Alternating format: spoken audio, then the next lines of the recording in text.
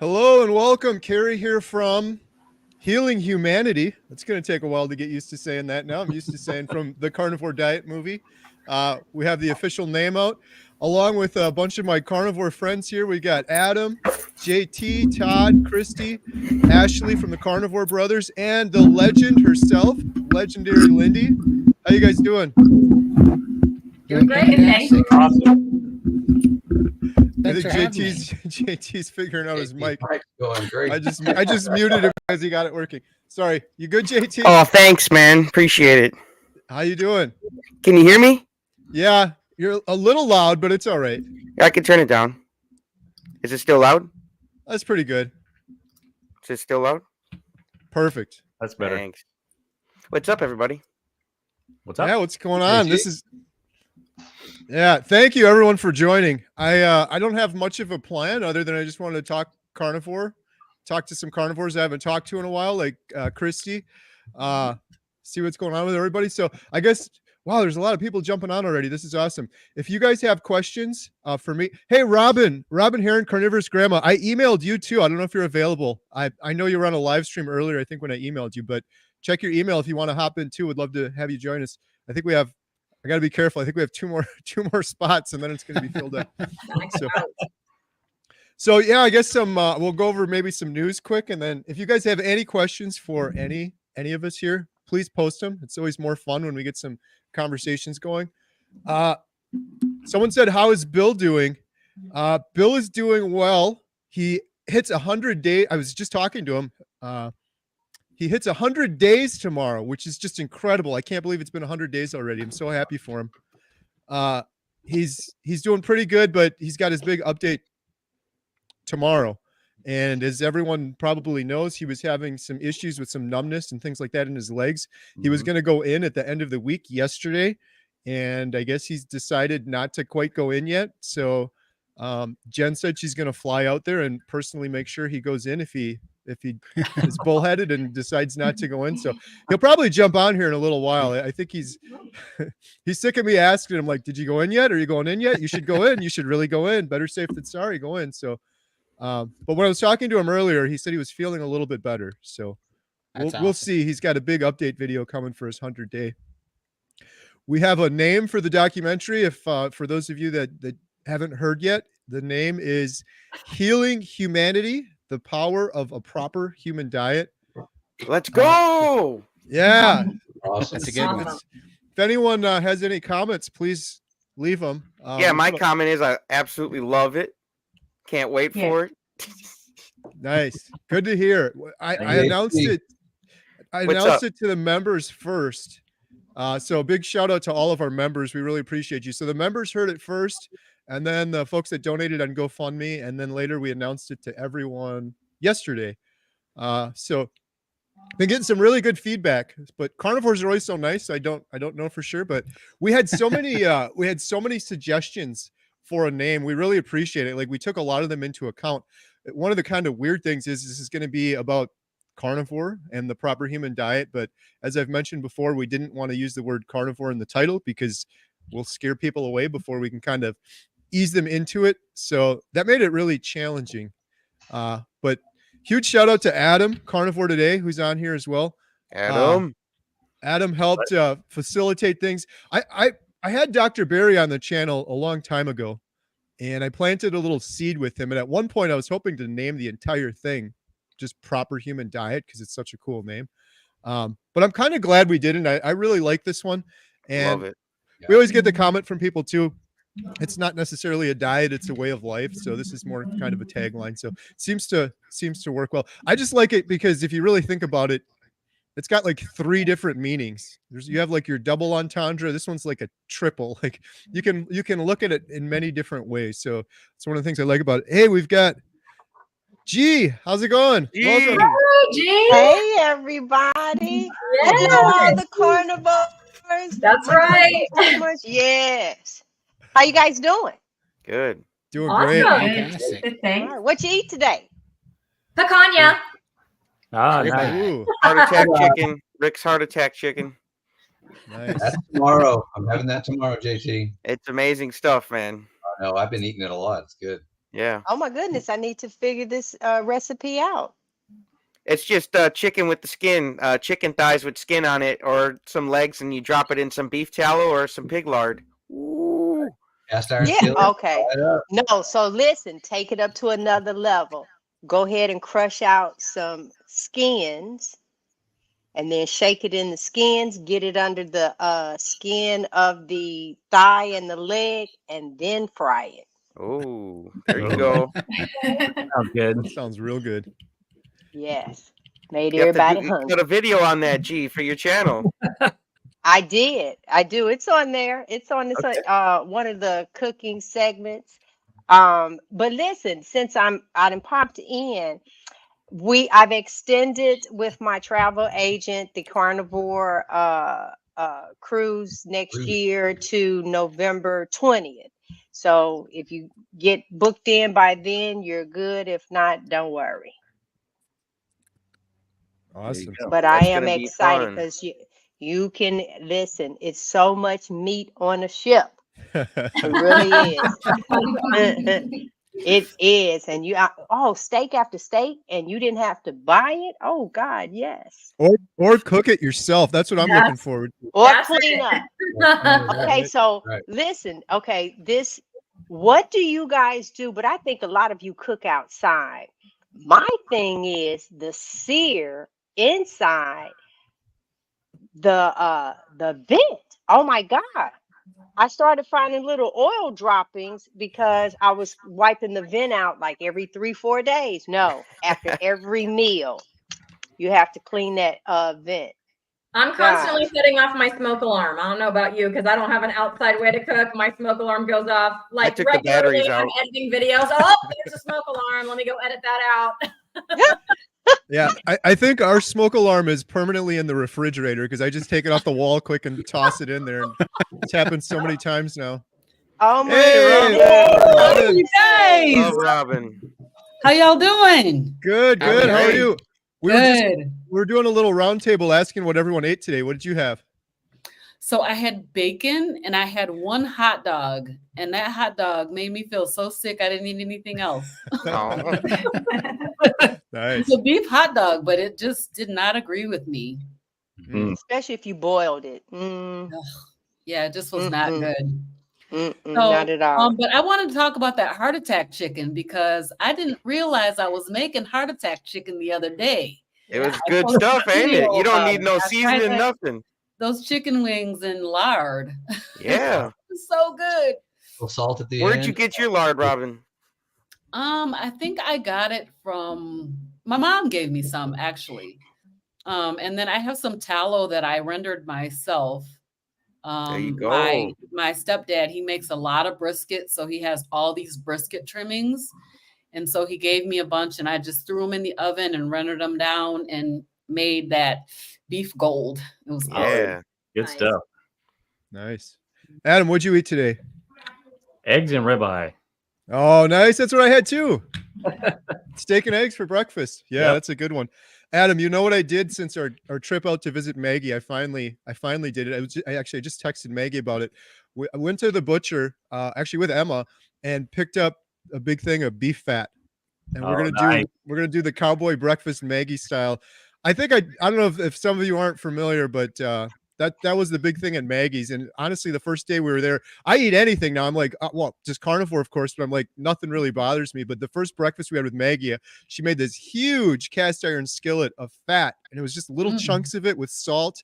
And I'm like, I gotta have a lot of fat, but I'm like, how much of this am I going to be expected to eat? Because it was a big thing. But I'll tell you what, by the end of the week, I was craving that. I don't know about you, Adam, but I felt so good eating that. And I know everyone says it on Carnivore, it's all about eating fat. And I always try to get more, but I always tend to end up not getting enough. So anyhow, I'm going to be doing that going forward. It's kind of weird just eating fried fat, but yeah, it was good. Yep. It's delicious. Yep. Especially the way she crisped it up. So that texture, I think, was what would get me, but with nice and crispy with a little salt on it, and then you mix it in with some bacon or eggs or some ground beef. The ground beef was really good too. So that's gonna be my new go-to. But that sounds amazing. What about you, Lindy? How are you? What did you eat today? I haven't. It's 11:30 here in Oh, that's Melbourne, right. Sunday morning. So I normally eat about 1 or 2. So just waiting for hubby to come home. And I think we're just doing chicken wings as well. So yeah. Nice. Heart attack chicken, gotta love it. Lindy, do you do with the breading on it, or do you just do the wings like in an air fryer or something? I just stick them in the oven with a bit of salt. I don't do any breading at all. So yeah, they come out crispy, and I love the salt, lots of salt. So yeah. Did I say breading? I meant the skins. I meant the skins, like JT said. Yeah, I said, is that a trick question that he was asking? I thought you were getting set up, Lindy. Right. Almost got you. No, that's been Emma's go-to lately, is making like buffalo wings just in the air fryer, crisped up, and man, they're good. They're really good. Yeah. What about you, Todd? How you doing? To try. Oh, go ahead. Sorry. Oh, I'm doing awesome. In fact, I'm tickled. I just Raymond finally let me stop priming and start fasting today. So this will be the first day I haven't eaten 36 eggs in a day in about 5 weeks. Wow. You're not joking either, right? No, I'm not. 36 eggs per day for how long? For almost 5 weeks now. So this whole thing, I've heard about it. I need to learn more. This is priming. Oh, yeah. Can you explain a little bit? Can you tell us a little bit more, Todd? Yeah, I mean, for me, obviously, Lindy kind of introduced me to the steak and butter gang, and then I got in there, I started hearing about priming, and for me, I'd been doing OMAD for 9 months solid, and I just felt like the last 2 or 3 months that my metabolism was dropping, like my energy was getting low, just things were slowing down. I wasn't sleeping super good. So I was eating 1 steak a day, usually about 17 to 2,200 calories, depending on how big a steak and if it was ribeye or not.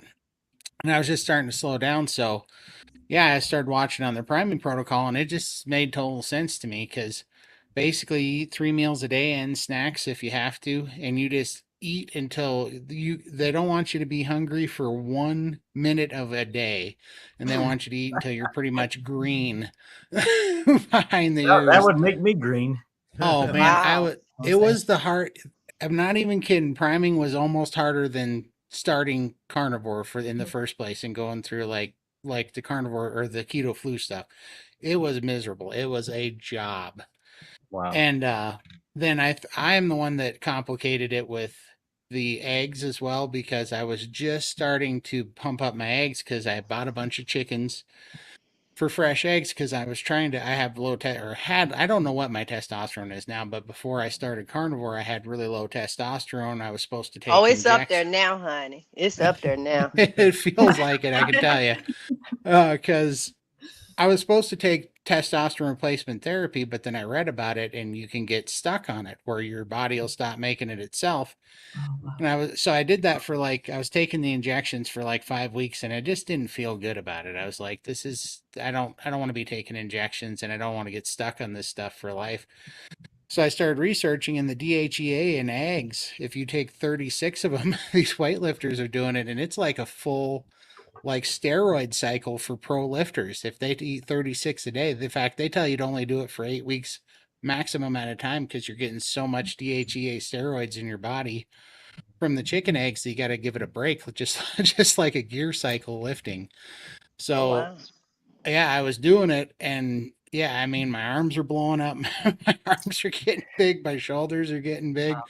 I've eaten 160,000 calories or 170,000 calories now, and I've lost 8.5 pounds. It makes no sense. That's none whatsoever. Yeah. But I feel it was hard, because finally 2 days ago I was like, Raymond, I can't do this anymore. I was so tired, and I was falling asleep at my desk, and he's like, you're there.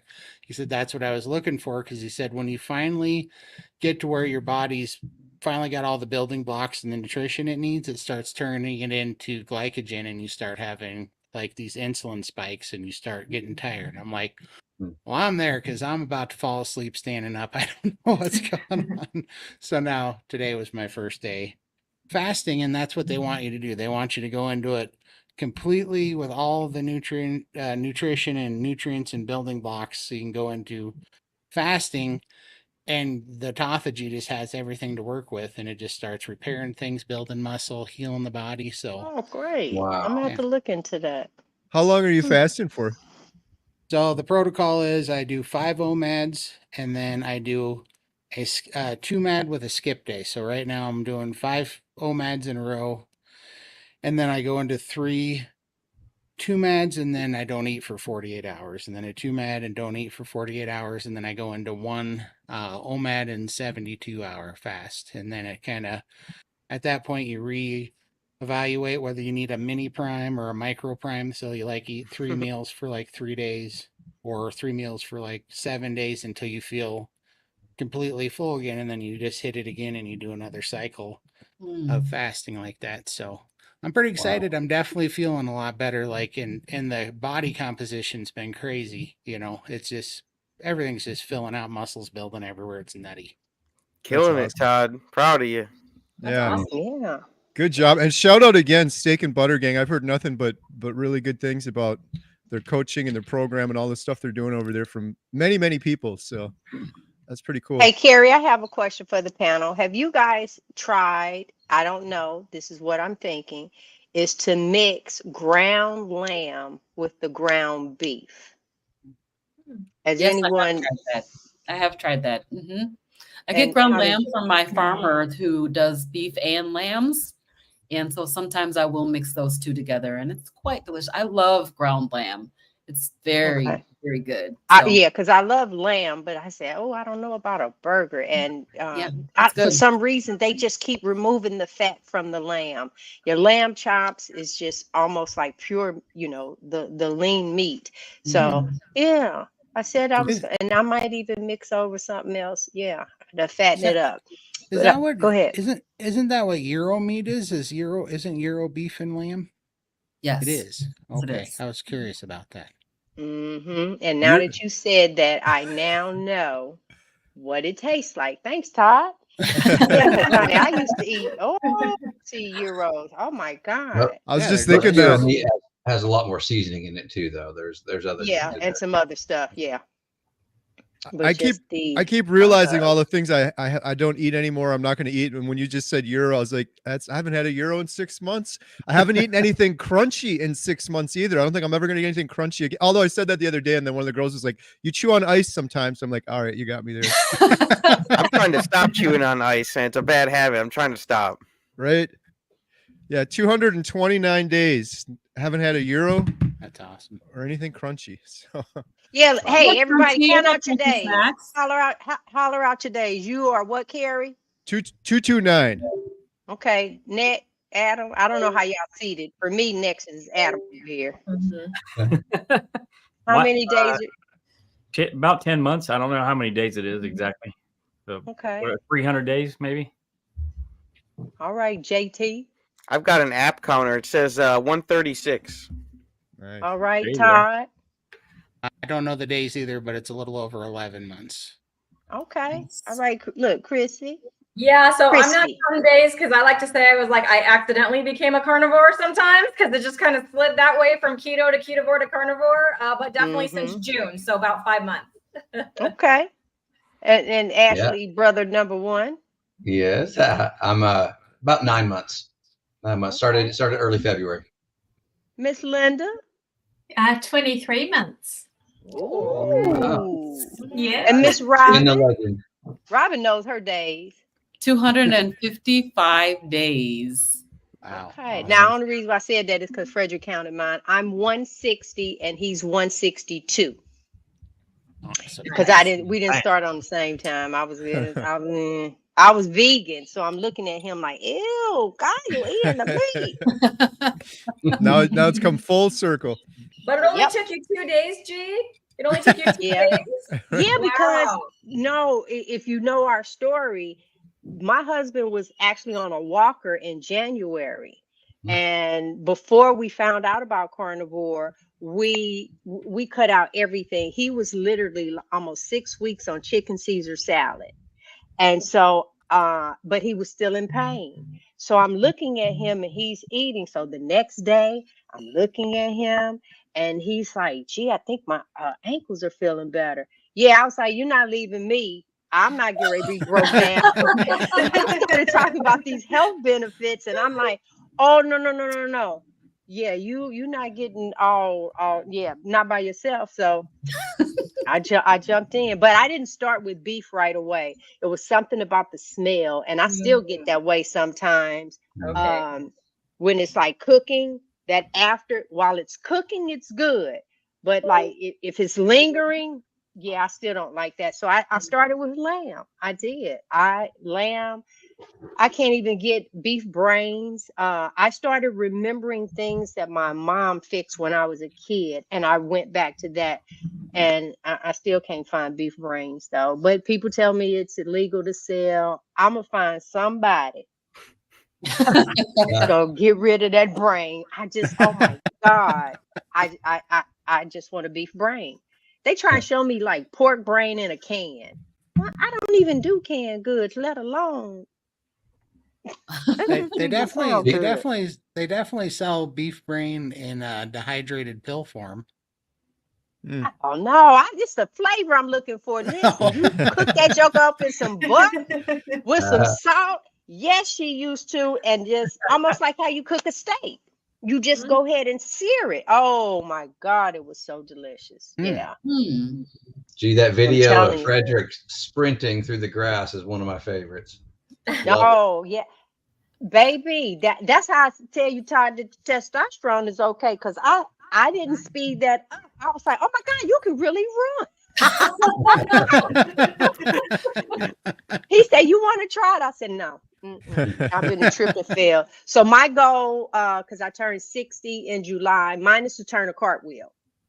Oh, that'd be awesome. Nice. Yes. And he said he was going to record. And I said, you're going to be over here spotting me. You put that phone, you put that camera on a live stream. That's a live stream event right there. No, yeah. Yeah, we're most definitely. Oh my God. So you could join us for our plank off, right, Ashley? That's right. Join us for our plank off. We're doing planks for this month, and at the end of the month, we're going to have a live stream plank off. Everybody plank as long as they can, and when you're out, you have to log off. Nice. Okay, so wait, so here's the person. No. You don't have to log on. Not the first person. Cheer on everybody else. You get to cheer on everybody else. Okay. So All right. you pick your next favorite. Okay, so when I plank laying down, but up on my elbows. How are you guys doing it? That's right. Yeah, like That's that. it? Oh, okay. Okay. We had my nephew come on who's 14, and we coached Ty, and he showed everybody how to plank. He did the proper form and everything else like that. It's pretty funny. And he gave us 2 variations. So you can also do the plank lean, which that one's kind of next level. But I tried it last night, Kirsten. I got it. Go ahead and demonstrate. Show me what I got to do now. Video for that. Start with this one. Start with that one. 90 degrees like that. That's good. Yeah, that's about where I'm starting. But I need to start doing something. I really, really do. It's like I keep talking about it. Well, we tried to make some of these challenges easy enough that anybody can join, and so I know Robin's doing it too. And she is. There's no pressure. You just do it until you can't do it anymore. So there's my whole right here. How many minutes are you up to? Minutes? You're joking, right? Robin, I think it's seconds, isn't it? 60 seconds. Yes, I'm not even at 1 minute yet. I'm still doing like 30 seconds. I did 30 seconds today, and I thought, I'm doing good. That's right. Get it. Okay, so I have a little confession. If you saw in the comments of my video, though, but my daughter Kendall, she's 14. She joined me with it last night. She put her comments in there. She said, "I'm joining the challenge." Her and I did it together last night, and I pushed so hard. I got to 210, which I'm very proud of. She beat me first time. She got to 230. I was like, "Are you kidding me?" Oh, okay. Awesome. I gotta get to work. 14. Okay, look, if he already up at 2 minutes, no, I don't know what I'm gonna do. It's there's a lot, and some people are posting their times in the chat too, which is fun. They're coming back. Okay. Yes, it is. Yeah, it is. It is. Okay. I need to do something though. Interview in 5 minutes, you guys. I would love to stay, but I am overscheduled. You booked and busy. You are booked and busy. That's good. I am. I hope to see you guys again soon. Yeah, we got to do another video. Like Christy, thank you. I'm gonna hold you to that, Carrie. For sure. Bye, Christy. Hi, Christy. Bye, everybody. Hi. JT, how have you been doing, friend? Good, man. I'm doing good. My son just had his birthday yesterday. He turned 2, so I was doing a lot of birthday stuff, and we went and partied at the Texas Roadhouse, and I did not eat the sugar butter. I've warned you about that sugar butter. Man, Right, there's Adam? That cinnamon stuff in there. can I get did you. a short on that, and people are like, "Dude, you're stupid. Cinnamon sugar butter is the best." I'm like, yeah, whatever. But I also did the carry. I was eating my steak. I threw my hands up, and the manager came over, and she wanted to know if everything was okay. I was like, "Oh, it's just fine." And she kind of just over here acting like an idiot, man. Don't mind me. I'm having fun. I've had that conversation many times. Yeah, so it was good, man. I'm having a lot of fun, and it was just on Carnivore Backwoods. So I'm hanging out with you guys, so it's fun. Having a good weekend. Awesome. That's good. Yeah, Next Carrie, weekend. thanks for popping on with Robin and I earlier. You are a true supporter.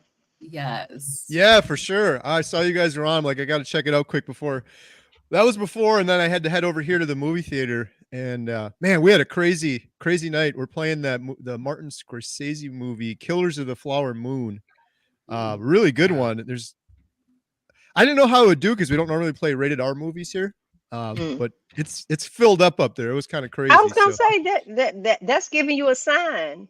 Yeah. Everybody don't want G-rated. Sometimes, yeah. At 8 o'clock, give me a little R. Right. The crazy thing though is this movie's like 3 hours and 20 minutes, which that's the other reason we're all here right now. And I wanted to do a live stream. I'm like, I'm not sitting up there for 3 hours and 20 minutes. No, he's using us, guys. Yeah. I figured it'd be a win-win for everyone. It is. Yes. Plus, it was nice to get a couple of these done before next weekend. I know we're going to see some of you guys next weekend, but next weekend's going to be crazy. So 1 week from today, right, Adam? We're going to be like right now at this very well, yeah, 5 to 7. Right now at this time, hopefully we'll be eating steak in Chicago somewhere if we can find somewhere that can accommodate us afterwards. So, but yeah, for anyone that doesn't know, next week Saturday we're doing a meetup. Unfortunately, it's booked up, but Adam and I are going as well. And Emma's coming with too, and Alyssa, my other daughter, who recently started Carnivore, and we're really looking forward. I did a video on Dr. Tony Hampton's channel the other day, and I love that guy. He's the best. But he's going to be meeting us, and we're going to be filming him professionally for the documentary. And then he's going to be at the meetup from 5 to 7, so people can meet him and we can all chat. And then we're inviting him and his lovely wife out to dinner afterwards. So still trying to figure out where we're going for that, but we'll figure something out soon. So yes, it's Chicago, honey. Something is always open. Yeah. Yes, it is. Yes, it is.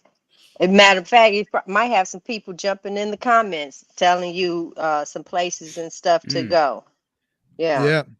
Because you'll have some I was getting ready to say there are a bunch of meat right there. There we go. I thought you were talking those big slabs. Brett. How's it going, buddy? Good. I just got home from a bass fishing tournament and I wanted to jump on right away and say hi to everybody. Yeah, good to see you. I thought you were going to say jump on and tell us what your winnings were. I didn't win a lot today. We finished 4th, but it was 4th out of 25. So that's pretty good. Yeah, we had a beautiful day on the water, sunshine, no sunburn, of course. Did not sunburn today. I know, that's like phenomenal. Don't burn. Yeah, it's like magic. So I had a very, very good time, and I'm psyched and can't wait till next Saturday. Yeah, looking forward to meeting you in person. Looking forward to meeting everyone. That's going to be a lot of fun. Yeah, 1 week from today. It's coming up quick. I hope you're ready for some hugs because they're coming. Yeah. They're coming. Yeah, I'm really looking forward to meeting everyone. It's going to be a lot of fun. Rhett asked if you were a hugger, so I said, well, I don't think it matters. You're just going to have to hug him anyway. For sure. Everybody better be a hugger that day because I'm going to be hugging everybody. Yeah. Hey, Carrie, Frederick and I won't make the meetup because he goes to Georgia this week. I have an appointment, and it's right at the birthday of my oldest daughter.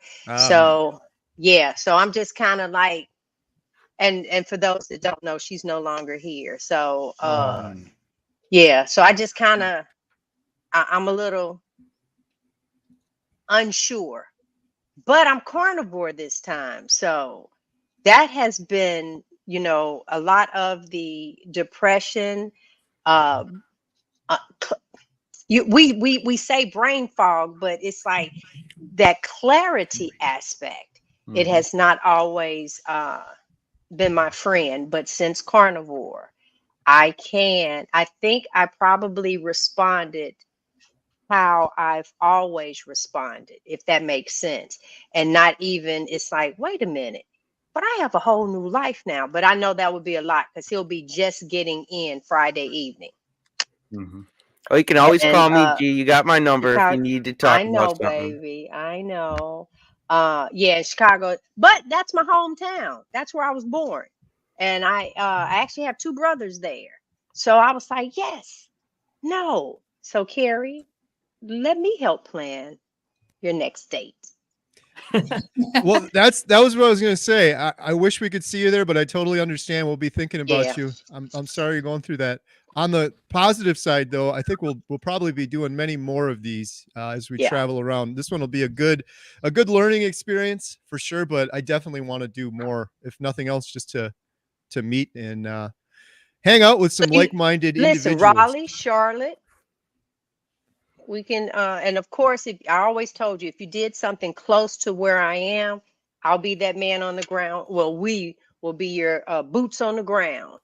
We would do your leg work and stuff on this end. Yeah.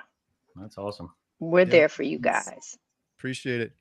And if you come to Australia, I'll put her up the barbecue as well. So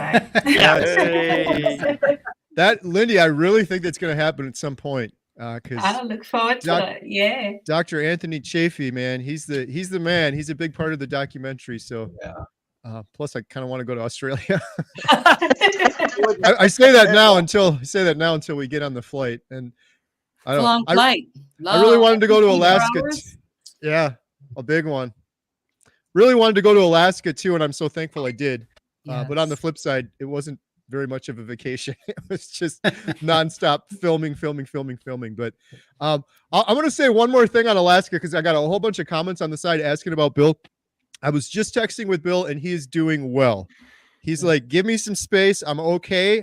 He didn't go into the hospital yet. He had numbness in his legs. He announced that on his last video, but he's doing some fasting and some things that he wants to share with everyone in his video. So he assured me that he's doing well, and he's going to do a big update tomorrow, and he's taking it day by day and seeing how things are going. But overall, he is doing very well. So he definitely appreciates the people are thinking about him on one hand, but on the other hand, I think he's anxious about talking about it because everyone just keeps asking him over and over and over again, and it's kind of a lot of pressure for him. So, but I assure you, he's doing well. Hard.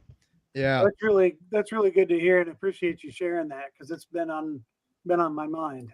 Yeah, mine too. Today I texted him a couple times. And I'm like, I feel bad because he's just like, dude, I'm good. Like, leave me. But yeah, he's doing good. And like I said earlier, for anyone new, a lot of people have jumped on in the meantime.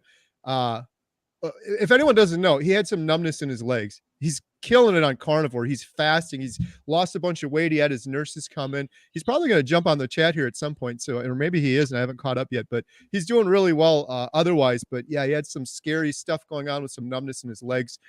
So he's taking it kind of day by day, but he's got a big update video coming tomorrow, and he's hitting 100 days on carnivore, which is just incredible to me. I can't believe it's been 100 already. He's doing overall, besides the numbness in the legs, everything else, he's just doing incredible.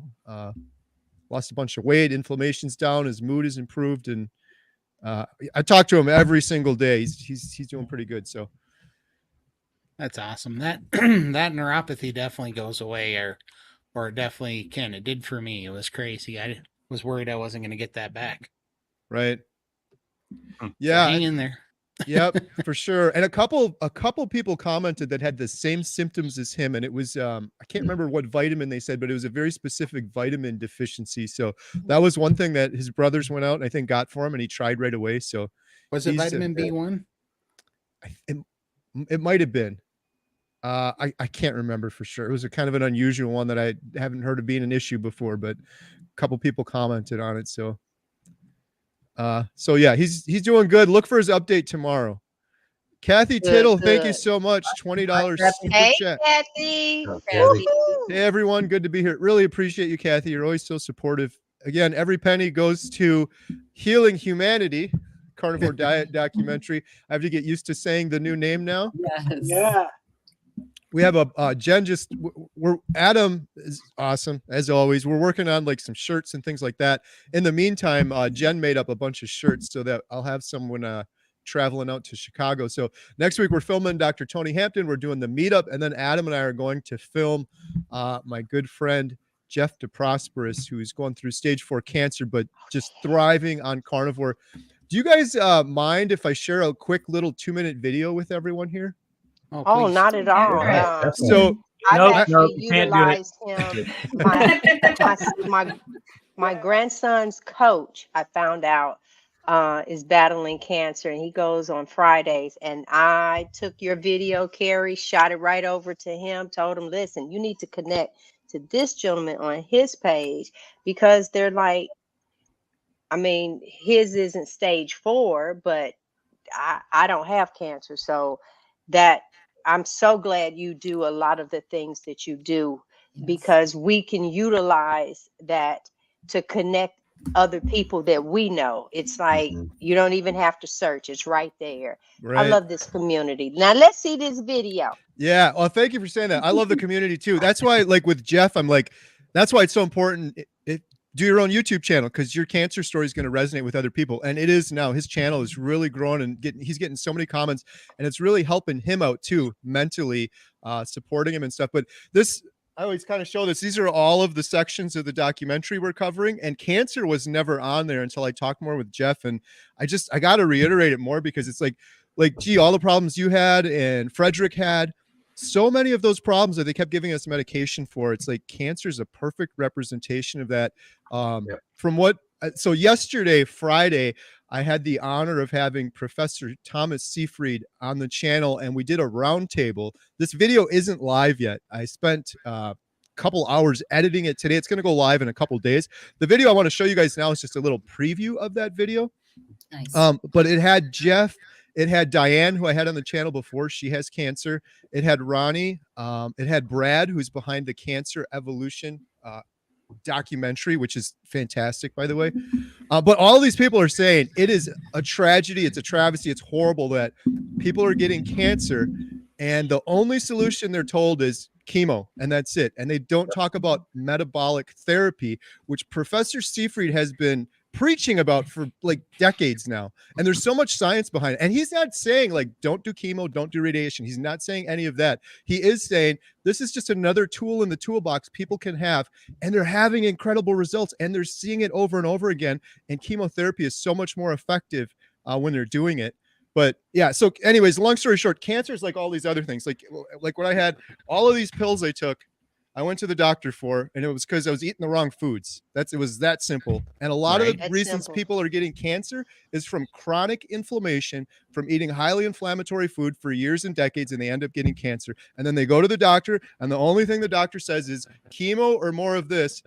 And they refuse to talk about anything else, because why? There's no money to be made in it. But that's the solution for a lot of these issues. So I'll stop talking now. I'll show you guys this video real quick. It's just a little preview, but I think you guys might enjoy it. It's just 1 second here. Find this. Here we go. I didn't want to die. Like my liver's fully covered, so they deem me bigger. inoperable, incurable, palliative, terminally ill. I knew I didn't want to get. We got too many people in the thing. It had already spread to my liver and my lungs. My thing was, I didn't want to die. Like my liver's fully covered, so they've deemed me inoperable, incurable, palliative, terminally ill. I knew I didn't want to go through chemo again. It had already spread to my liver and my lungs. So now I was terminal. With that news, it was kind of shocking. Without treatment, I think I have about a couple months to live. The thing that we're trying to emphasize is that if you do metabolic therapy the correct way, you can not only manage the disorder, but you can also correct and fix many other problems that some cancer patients might have, like diabetes, high blood pressure, hypertension. So you actually get healthier as you're degrading your tumor. It's down now to 0.05, which is almost nothing. So here I am about 15 months, 18 months later, and I am doing really well. I did that for 2020. In December 2020, I was cancer-free. My wife had a stage 4 cancer diagnosis, and she used metabolic therapies. 1 year later, she was cancer-free. And I'm not saying we throw out all chemo, because obviously you folks have done really well with chemo. What we're finding with fasting and part metabolic, part chemo, what we're finding is that dosages of chemo can be lowered significantly and still have powerful therapeutic efficacy. If you want to live and you want to get healthy, you do metabolic therapy. Now, that doesn't mean you don't do radiation and chemo. It would change the entire system, but they will not allow that to be done. Anyone that's been touched by cancer, if you're worried about cancer, please share this video. Please share Professor Seyfried's work. Please share Brad's documentary, cancerevolution.film. For anyone that's touched by cancer, it's a travesty, it's a tragedy, it is criminal that this information is not given to them just as an option, just as an additional tool in their toolbox of ways to treat their cancer. Love it. Wow. Oh, that was so good. So what day is this airing? That's a great question. I think on Monday, probably Monday. Okay, no, because like I shared with you, I have a young lady in and I hope she even hears this. She's in St. Louis. She was a radio personality. Cancer has just like revved itself up. She has a young daughter, just made it into high school. You're not trying to lose your mom. I mean, that's her only child. And I feel like I sound crazy by inboxing her saying, it's the food. Right. Listen, it starts with the food. You're going to have to change some things, because I think it's crazy that my granddaughter goes to the doctor's office for speech. They give her a sticker and a dum-dum lollipop. And I said, this is keeping her coming back. You go to the dentist, they now have a bucket of candy at the front for some of the other people. That's keeping the business going. You go in for chemo, they sent my mom home with Ensure. That's a bunch of sugar that went against what you just did. You're at the diabetic center, you need dialysis, and they're giving you apple juice and graham crackers. Something is not right with this. And it's like, yeah, they're going to take care of it, but we need to see you next week. So we give you this little bit to get you back next week. And at some point we have to just stop. So I almost can't wait to Monday.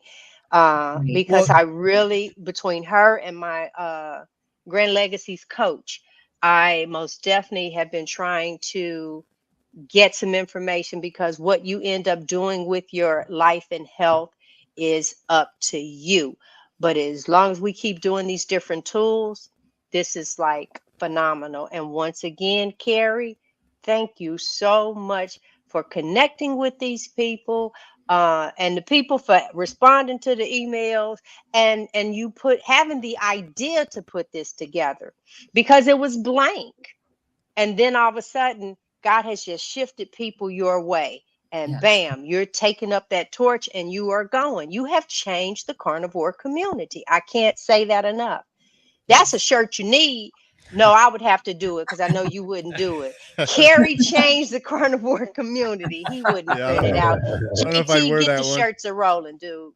Well, that's really nice. I appreciate it. But yeah, so that video is going to come out Monday, the full video, and Professor Seyfried is just amazing. And I feel for this man, because his heart is there. Like, he wants to help people so bad. And he's like, why aren't they just listening to me? And he's been told, like, for kids, like, why can't we just offer this as a tool? That's too dangerous for kids. We can put them on chemo and radiation. That's fine. But the ketogenic diet or fasting for kids, that's incredibly dangerous. And we can't even talk about that. It's just, It's insane. It's just insane. I'm trying to do something with Jeff. So you guys saw Jeff on that little video in the lower left corner. I've had him on the video before. Adam and I are going to film him, but I'm really trying to do something with Jeff something that can go more viral and get this word out more, with the ultimate goal of everyone just has to know that this is an option. We're not saying you have to do this, but people should know that it's an option. So I was talking to Jeff, and I'm like, maybe we do like a specialized landing page that we could send people to that have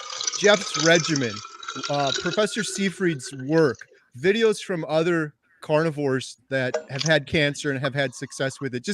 And the biggest thing that Jeff and Ronnie told me were, you have to take things into your own two hands because your doctor's just going to say do chemo. You have to have a plan, and you have to educate yourself. So, and Jeff has 8 things on his regimen, all of which he had to come up with. I'm like, who told you this? He's like, no, Carrie, I had to figure this all out on my own. First, it started with diet. Then I'm like, no, I need to add this. They do this cold treatment, and then he's literally has 8 different things that he figured out, and he's like, I just want to share this with other people. So long story short, I'm trying to do something with Jeff where we can just have like a landing page, and we can send people and say, look, go here if you get cancer, and then here's some options. We're not telling you what to do, but here's research for Professor Seyfried. So anyone that's watching this now that wants some of that info, Google Professor Seyfried, watch some of his videos. Yeah. Some of them are confusing. Some of them are not.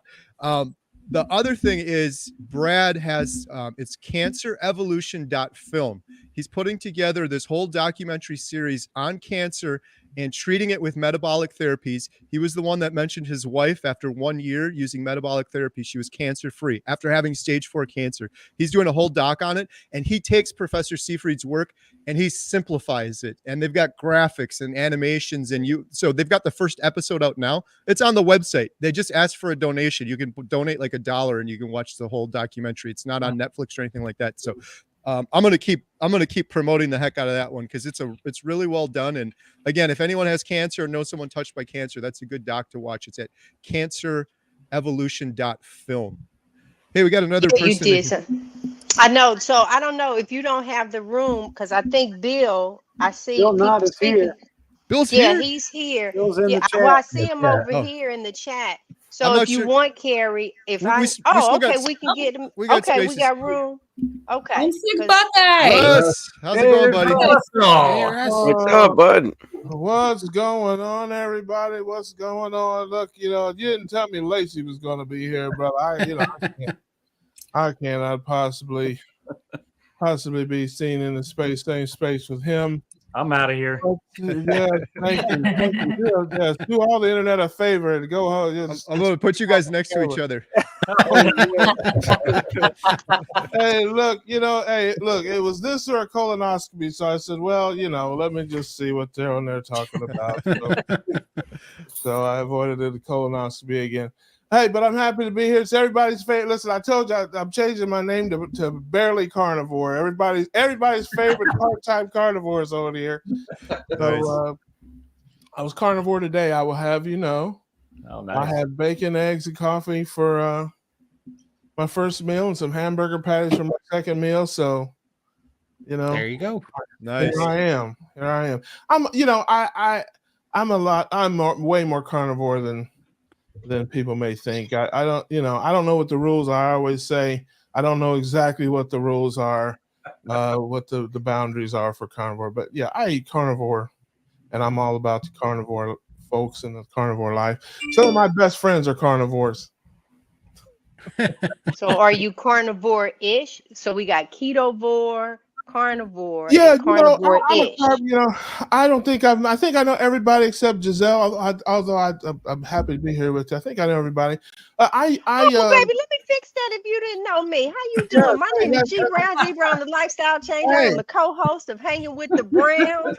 My co-part is over in the bedroom because he didn't get he took his shower early. So I love that. As a matter of fact, if I could just ask everybody to leave and let me and G Brown just kick it in here for just oh my goodness. Well, how about look, I tell you what, we'll take it a step further. Why don't you come on, kick it over there with me over on my channel? So now that you done said it, you done put your foot on out there, Mr. Homesick Buckeye.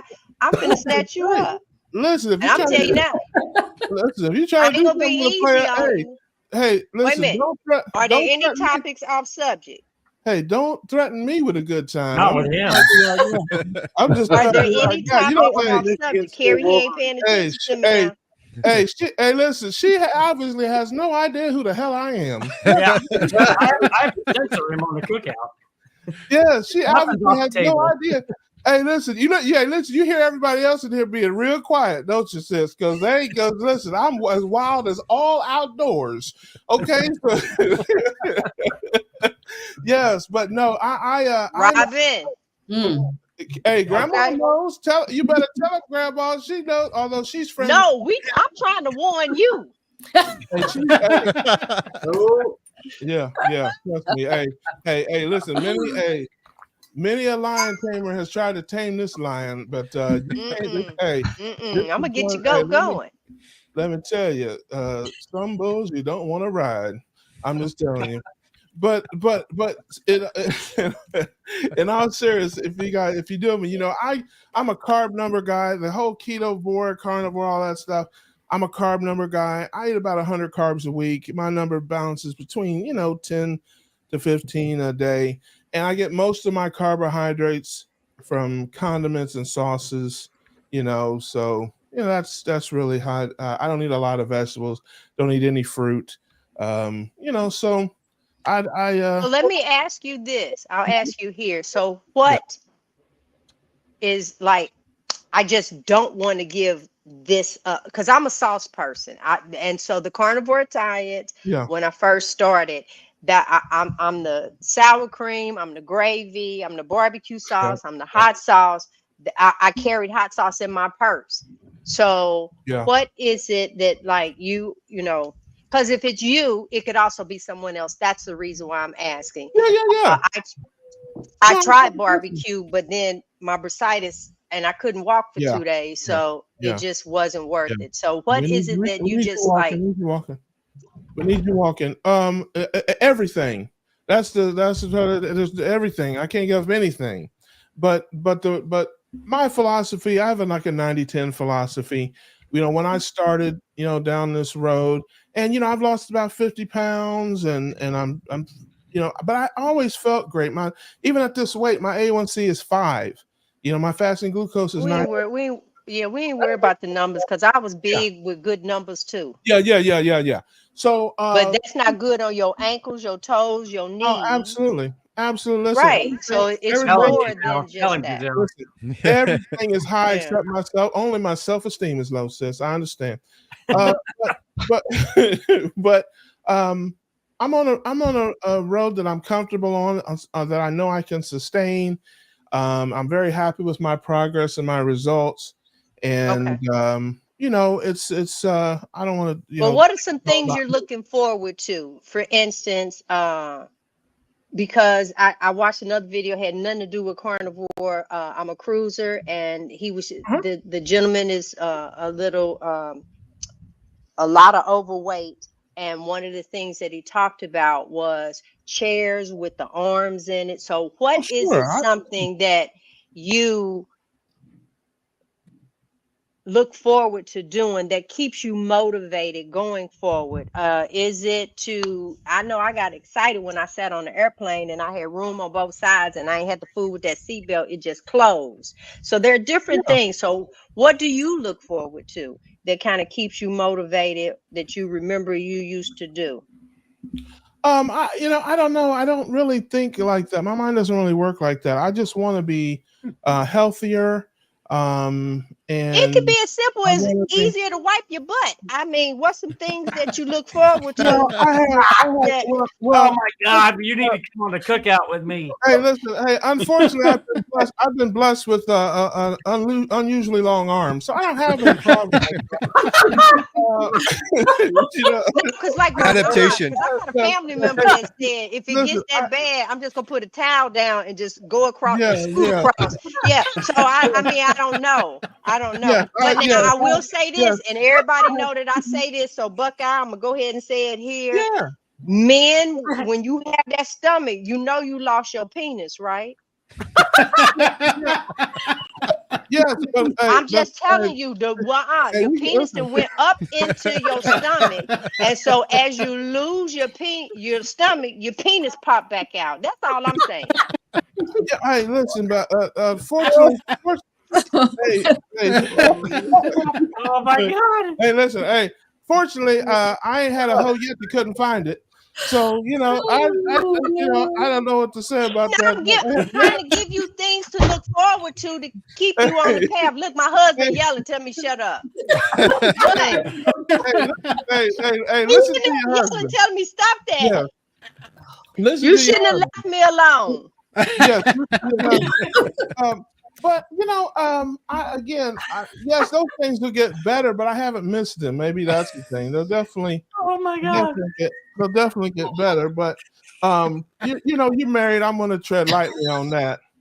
But I can't. I got to be cool with that. Because that's something that I talk about even like on the channel. I hope, honestly, because the male ego that I sit up and I use that. It's like, listen, guys, these are things you have to look forward to. So even in that part, that's the only reason why, like I say it. It's nothing like taking a shot or anything while he yelling to me in the other room. But it's like, so hopefully that will be the thing that help you to be carnivore tomorrow. If that don't do it, I don't know what will.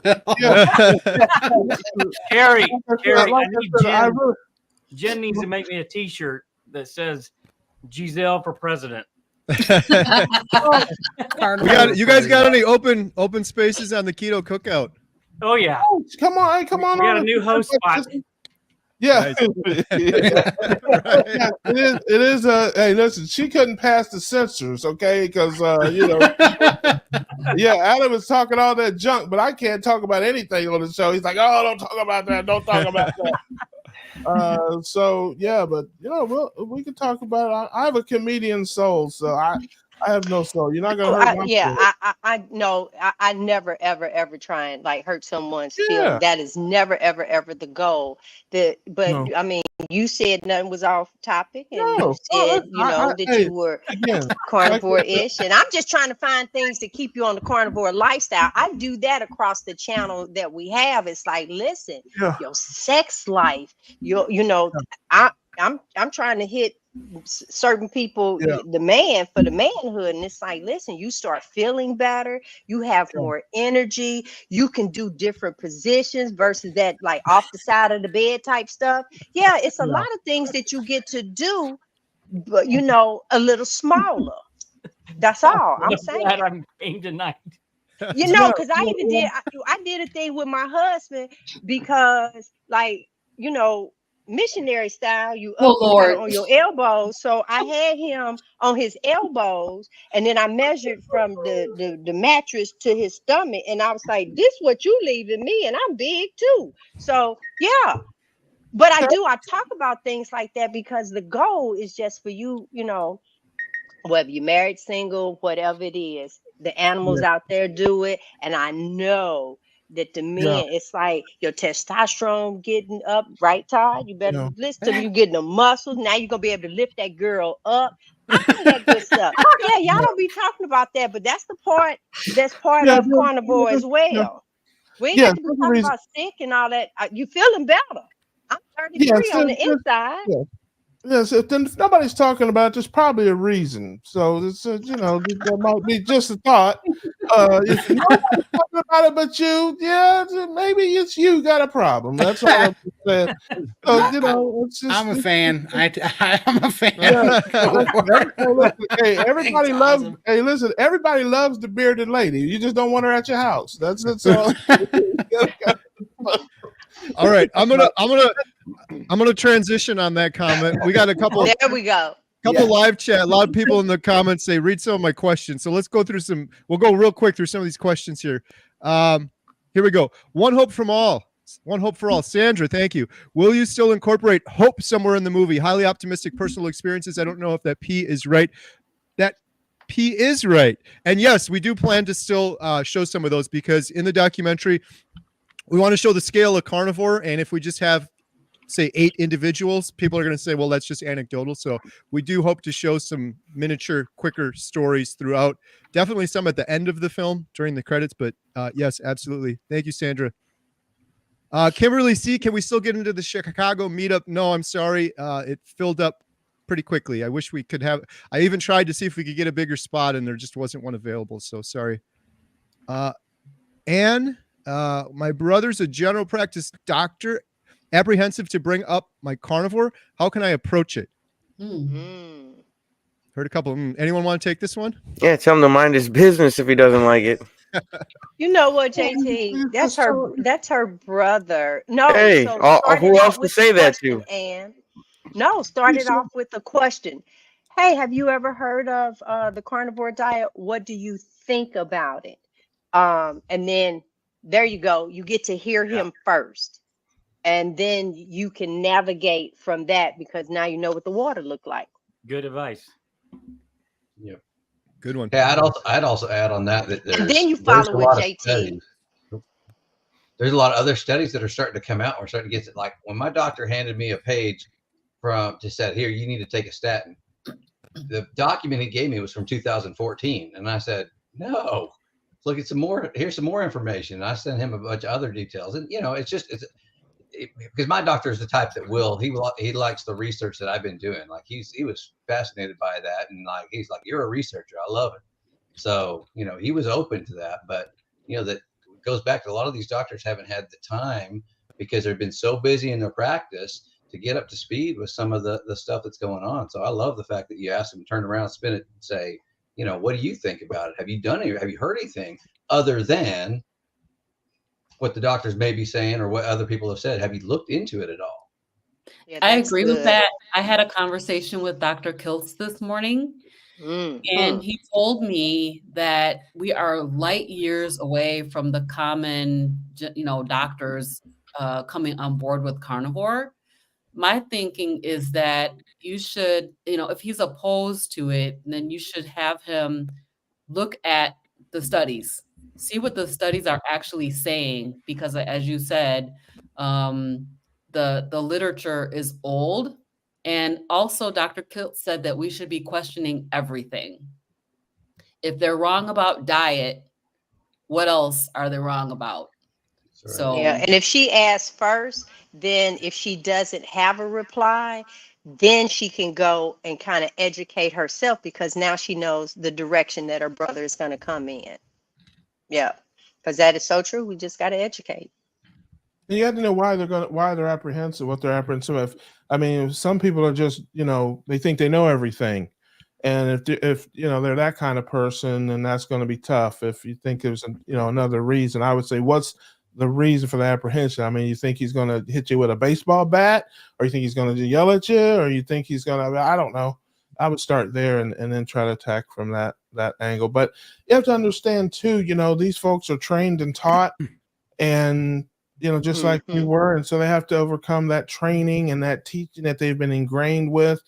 It's a difficult thing for a lot of people, and but results generally will change people's mind. And if he's a scientific sort of person, and certainly studies and things like that will change his mind. But as far as the standard American doctor, we have to understand it's a business, and there's a lot more money in treating than healing. That's right. And the people who are and that's pretty much what it is. Pharmacies. Well, you never know. That doctor may have never heard of carnivore, and sure, he could be the one to let them know, and then that doctor may, go down that rabbit hole, and he could set an example that ends up spreading to all that doctor's patients. So I'd say, talk about it. Could be the next Dr. Barry. Yeah. Yep. Very true. That's a great point. Good stuff. With her question, I wanted to know how long has she been carnivore? Because at the beginning, you do still want the onions and pickles and mustard, but. Oh yeah, this one here. So she said, I'm having trouble with just ground beef. It's not tasting good. Any suggestions? Tried Redmond salt and their smoked salt and still don't like it without onions, pickles, and mustards. Yeah, gee, that's a good question. Wonder how long she's been doing it. You can cook ground beef many different ways too. Like I remember when we used to first make it, I didn't really like it either. And then I made it more crispy, add a little butter in, switch it up a little bit, change the texture around. So it's not just, maybe it's a texture thing. I don't know. But yeah, it depends on how long you're doing it too. It seems like the further you go in carnivore, the better it tastes. Oh, she can, instead of that, she can make it in a meatball. Take it, get a muffin pan, and you can actually add an egg to the ground beef, salt it up, and make your meatball, and then wrap it in bacon, and then put it in the pans and bake it, and maybe that helps you with the flavor as well. But I know that in the beginning, when I was switching, yeah, I mustard, pickles, onions. I was a sauce person, so yeah. I was going to pick up on this a little bit too. Well, first of all, Ken Berry is a mustard carnivore. I don't know if anybody knew that. I eat mustard. Yep. Yeah. And so I don't actually think there's that much. But being that you said pickles, mustard, and onions, I used to crave those things. And what I found out was that I was having a problem with my gallbladder, and I didn't have a good stomach microbiome. And so my body was craving things that had a vinegar profile.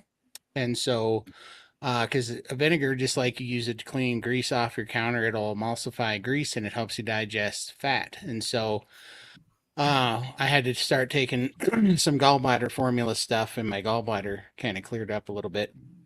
And I still, on occasion, though, crave vinegar to this day. And I found that's why because I used to crave pickles, pickled jalapenos, pickled asparagus, and all those things, but it was actually for the vinegar. So I just thought I might bring that up because you might have a thing there. If it takes you like 7, 8, 9 hours to digest your food, you probably have a digestion problem. If you can do it in about 5.5 to 6 hours and it goes away, then you don't. Usually is what I find out for me. That's some really good information. Yeah, thanks, Todd. We'll fire up the room on this one, but don't torture yourself.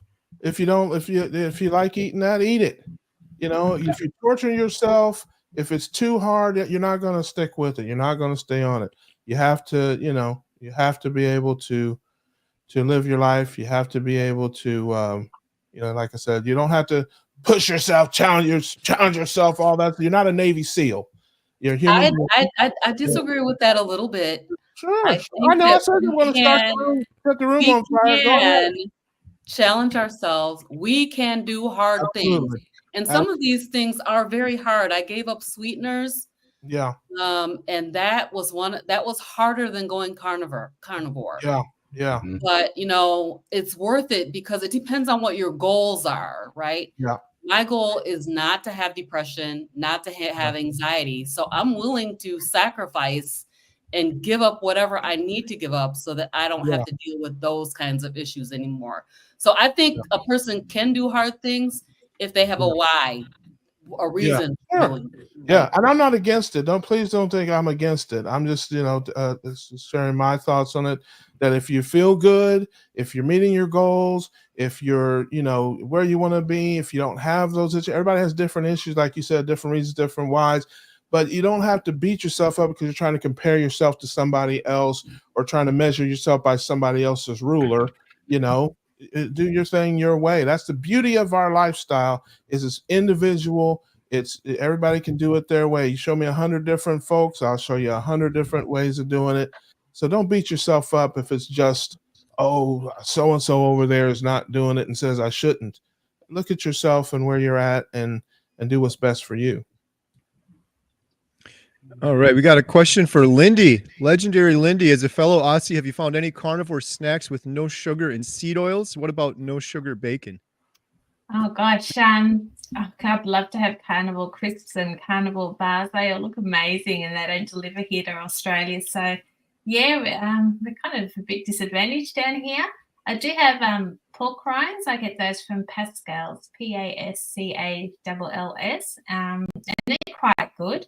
But I don't eat snacks a lot. I just keep them in my bag as a backup when I go out. If I can't find anything else, they're just handy to have because it's expensive as well. Beef jerky and all that, again, it's just full of weird ingredients. I haven't found anything clean. Carnivore Quest did put out a video recently about making beef jerky with ground beef. So I think I might give that a try. That looks quite good. But yeah, no, I don't snack much, and there isn't much out there that I've found. So if anyone does know anything, I'd love to hear. Or maybe we can all jump on Carnivore Bar and Carnivore Crisps and ask them to start delivering down here for us. So yeah. Yeah, I'd say make your own jerky at home, because then you'll know exactly what's in it. And if you have the means, make your own bacon too. I make my own bacon, and it's absolutely fantastic. Yeah, JT mentioned beef bacon, which I haven't found yet. It's amazing. So I definitely want to give that a go. So I don't eat a lot of bacon either. I just don't like it. It makes me feel a bit ill. So It's great. Beef bacon's great if you don't want to break your lion diet, if you might be on a lion diet for bacon, because that's what always got me to break my lion diet was pork bacon. So now if I have beef bacon, I'm technically I'm still doing lion diet. When I started back up, I haven't though. So definitely I something found I want a to try young out. lady. She took egg whites, some salt, and then she added some shredded cheese. And those were the 3 ingredients. She folded it because the egg whites, you beat it to the peak. And then she flattened it out, put it in the oven, flipped it, put it in the oven. When it was all, before it was like crispy, she talked about how you can take that and use it as a bread or a bun. But her thing was to make them into chips. They looked burnt, but she said, this is how they look, but I promise you it's not burnt. If you use a cheddar cheese, it'll probably taste like Cheez-Its. You use a Parmesan cheese, you can add it to. So I don't know, because just like Buckeye says, your walk is your walk, and you know what extra do you have over in it. And if you really need something crispy, those were 3 ingredients. My name is Russ, by the way, sis. I did. Hey, Russ. All But right. you can call me whatever. You can call me whatever you like. But I just say. All right. I Thank think you. because I'm looking at the stand, Buckeye comes. Yes, like, Homesick Buckeye. That's my channel, and that's Yeah. a lot of people know it. But a lot of people know my real name is Russ. Russ. Yeah. Thank you for All the right, super Russ. chats. Charles Roar, $2. Appreciate it. Bill is a superhero. Good to see you all tonight. I agree. Shout out one more time, Bill. He's got a huge video coming out tomorrow. 100 days on carnivore. I Nice. really encourage everyone, go check out Bill Knott's channel. Subscribe if you haven't. Check him out. He's got some really good videos coming up. Love Bill. Look at those steaks in that picture. I like that. Yeah. Mm. Barb Justice became a YouTube member. Thank you. Appreciate all the members. Really, really appreciate it. We announced the name of the documentary to the members first. We got a weekly members only live stream every Thursday at 3 p.m. and doing a lot more members only content, especially like when we filmed Maggie, we did a bunch, and we're doing a lot more when we go film Jeff in Canada. So appreciate it all. Every penny we get from the memberships goes right towards the documentary. Memberships PA have Peter. privileges. Yeah. Jeff has a dog now. That made me cry. I think he's going to be okay. Oh, yeah, PA Beater. Jeff DeProsperous got a dog the other day. And if you guys haven't seen Jeff's channel, it's Blessings on My Journey. Since he was diagnosed with stage 4 cancer, that's his thing. He says everything is a blessing. He's got a lot of gratitude. He's got the guy's just an amazing fighter, warrior. He's just the coolest guy. I can't wait to go visit with him. But yeah, he just got a dog. And also today, he well, they filmed it before, but it just went live today. He was on Dr. Baker's YouTube channel. I highly, if you guys want to get a big smile, like watch that video. It was incredible. I was so happy to see it too, because Jeff was just giving Dr. Baker all the credit in the world. He kept telling me, Carrie, I really want to talk to Dr. Baker. Like, he is my doctor. These other doctors in real life, forget them. Dr. Baker, Dr. Chafee, Professor Seafried, those are the doctors. I'm so thankful I was able to help like set some of that up. So we got Jeff on with Dr. Chafee on the 24-hour live stream, which was awesome. And Jeff is probably going to be doing a video with Dr. Chafee. And then after the live stream, I emailed Dr. Baker and said, you got to talk to this guy. And now Jeff just did that video. And then the other one that he really wanted to talk to was Professor Seyfried. And I'm like, Jeff, I don't think this is going to happen. Professor Seyfried I think he gets like thousands of emails a week. Sadly, from people with cancer that are asking him questions like, what do I do? What do I do? So I'm like, this guy, Professor Seyfried, like it could take months to get him on, but I don't know. Like Bill always says, it's Providence or what. I emailed Professor Seyfried. I didn't even have a contact for him. I went on his, I shouldn't say this. I just went on the internet. I found whatever was on the internet. I emailed that. And within it was 12 hours later, Professor Seyfried responded back and said, yes, I will join your cancer roundtable. And also he's interested in participating in the documentary. So anyways, shout out. I'm telling you, Carrie, I'm telling you. Good night. Bye, Robin. Bye, Thank you. Robin. See you next week. See you in a week. Yes. See you in a week. You are changing the community. I'm telling you, where you thought that this was going to take weeks, honey, it was in hours. I'm telling you, I can't say it enough. And even as doors are opening, I'm just thankful to know you, honey. Oh, thank you. You're making my head blow up. I appreciate it though. That's all right. I'm trying to make your head not big. Go ahead. Hey, give him a little bit of time. You'll take that back. Right. Truth and Fire, $5 super sticker. Thank you. Appreciate it. Let's see. We got a couple other here. Donald Hoover. Donald, thank you. $10. Evening, y'all just cooked up 2 pounds of chuck eye, 3 pounds of ribeye, and 2 pounds of chuck pot roast steak on a baby foreman in a semi. Wow. Let's go. Well done. No excuses. See, Donald, most people in a semi would have excuses. They'd be like, I can't do carnivore. This is too hard. Man, I've got envy right now. Pounds of meat. And he said a baby foreman, so that's not the big one. That's like that first one that came out. Wow. Yeah, God. they don't even make those anymore. That's incredible. I don't think they do. Save something for the kids. Brother. Save something for the kids. Don't take it all. Right. Kimberly, I think I got this one already. I'm sorry. No, the Chicago meetup has been filled up. 333 Jim, how is Emma doing? Saw her great video today. She's going to help so many teenagers. Very proud. Thank you. Appreciate it. Emma's doing wonderful. She's upstairs right now running the theater. She, as some of you may or may not know, she did carnivore with me. She was a vegan for 5 years. She was killing it. And then she kind of fell off the wagon for a while, but she's back at it now. And she's, I don't know, she's probably 2 weeks into it. She's doing wonderful. It's so nice having her back. Like I wasn't putting any pressure on her, but cooking a meal for multiple people, and she keeps making me bacon and eggs every day, which is awesome. So she's doing really well, and she's going to be joining us in Chicago for the meetup.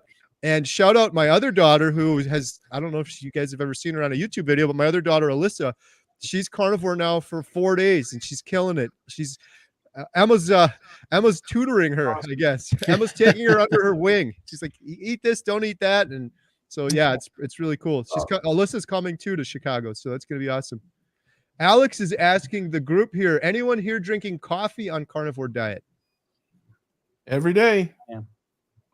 Although there's so much. I make a carnivore tea is what I call mine. I get my coffee mug, I heat up my pot of coffee, I add a little tallow in there, I add some bacon, the fat. But because my bacon container has the screen in there, I'm normally scooping from the top.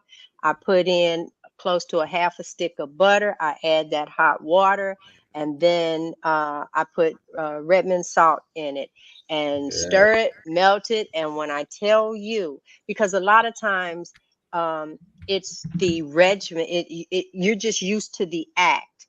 And so with this, you need something warm, you need it. And you have that, and when I tell you delicious, that's what makes me want to do a lot of times my little pot, my little bone broth, and you can take that. I add a half a stick of butter, some salt, and you have the mug, and so you're still doing the act of, and this is getting some fat ritual over into you. Yep. Mm-hmm. Yeah, that's the word I was looking for. Yeah, it is. You're getting up. It's that ritual. 110%. That's how I finally quit soda. Was I made that lemon drink with the ritual where I would drink the soda, and that actually worked. I couldn't believe it, but that definitely, the ritual is huge. I drink coffee socially. If we go out with my friends, they have their carby snacks, and thing. So I just have a long black, and so it feels like I'm having a treat as well without having the sugar and the carb treats that they are having. So I just maybe once a week, just with friends, have a coffee. But that's one of the things I share. Okay. One of the things I shared on the channel when I was on the cruise ship and we were in Alaska. I had a decaf coffee, black, with heavy cream. I didn't need the sugars or anything, but it had more to do with at that point. Are you guys getting smaller and colder? Yeah. Because Yeah. so it's like I need something to heat me up from the inside. Oh my goodness. And that I find, especially when it's starting to get cool, that I want something warm. And I didn't want that person to think that I've like never had a cup of coffee since I've been carnivore, but I will do my carnivore, my little carnivore tea, and I have had coffee, but I'm away. It's decaf, and it's probably because I'm cold.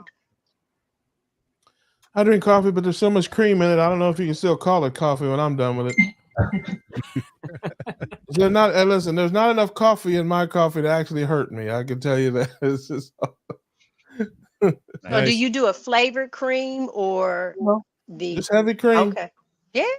And it's not. I'm exaggerating. It's still. No, mine is still light. brown. Yeah, and I use a little bit of stevia, just enough to take the bitterness off. Not even like a full pack. All right. On the journey, Wow. $10 super chat. Thank you. Thank you so much, Carrie. The carnivore lifestyle has changed my life. I've lost 83 pounds in 120 days. Yeah. Good job. My goal is to be Love that. under 300 pounds by the end of the year, and my goal is around 220. Again, thank you. That is awesome. Let's go. You got this. Oh. Do it. You can Yeah. do it. Totally. Just gets better and better. That's awesome. I love hearing that. That never gets old. Another one from Donald Hoover, $5.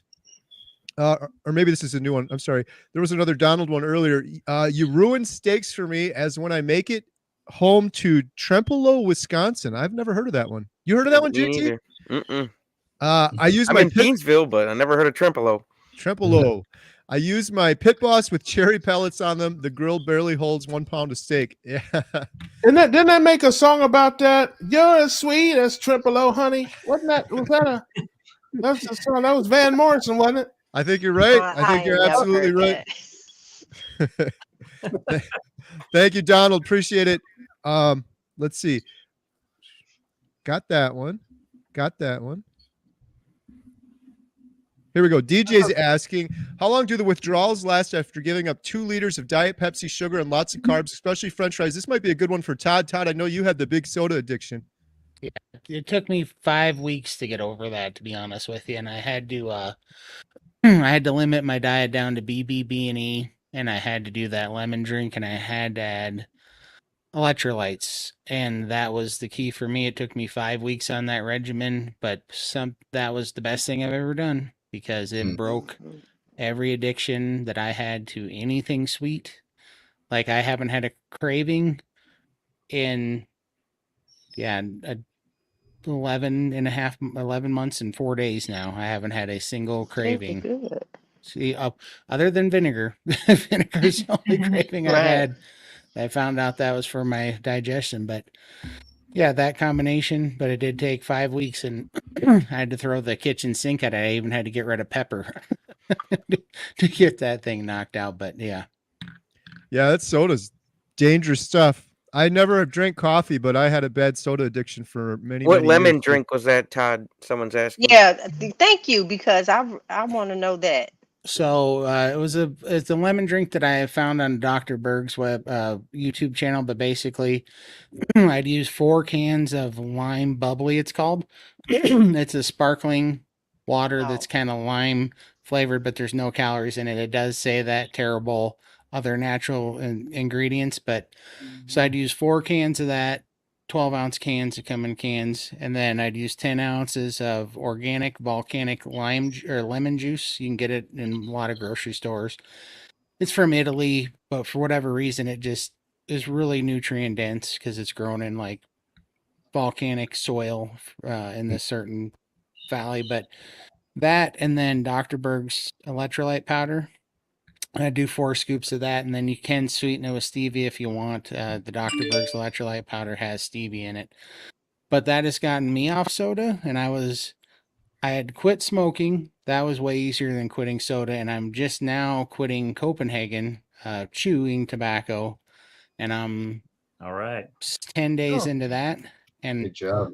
That's been way easier than quitting that soda. That soda, even the diet soda, was the hardest thing I've ever had to quit in my life, and that drink with the BBB&E, taking those electrolytes, that did the trick. It took 5 weeks, and it works so well that it just killed every sugar craving, every carb craving I was having. It's just completely gone.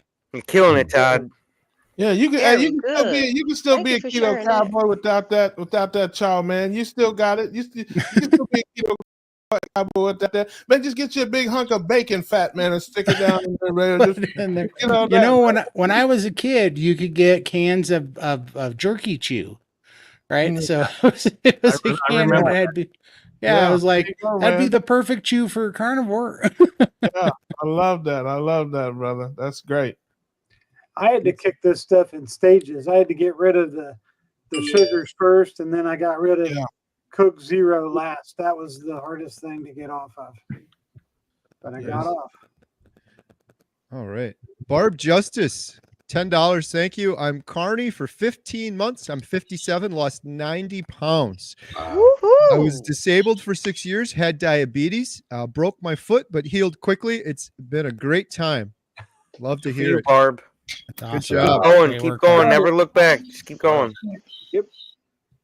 The thing I found the most that was difficult because one of the things that I share is I was on Percocets for 3 years. When I tell you they were talking about fusing my back, they were talking about all of this. And I believe that when I got my epidurals for birthing my kids, that's where that was like the weak point. And that's where it seemed like my discs were bulging out. And I learned, because it's marijuana is not legal in our state, but CBD and Delta 8 is. And I became a very good baker.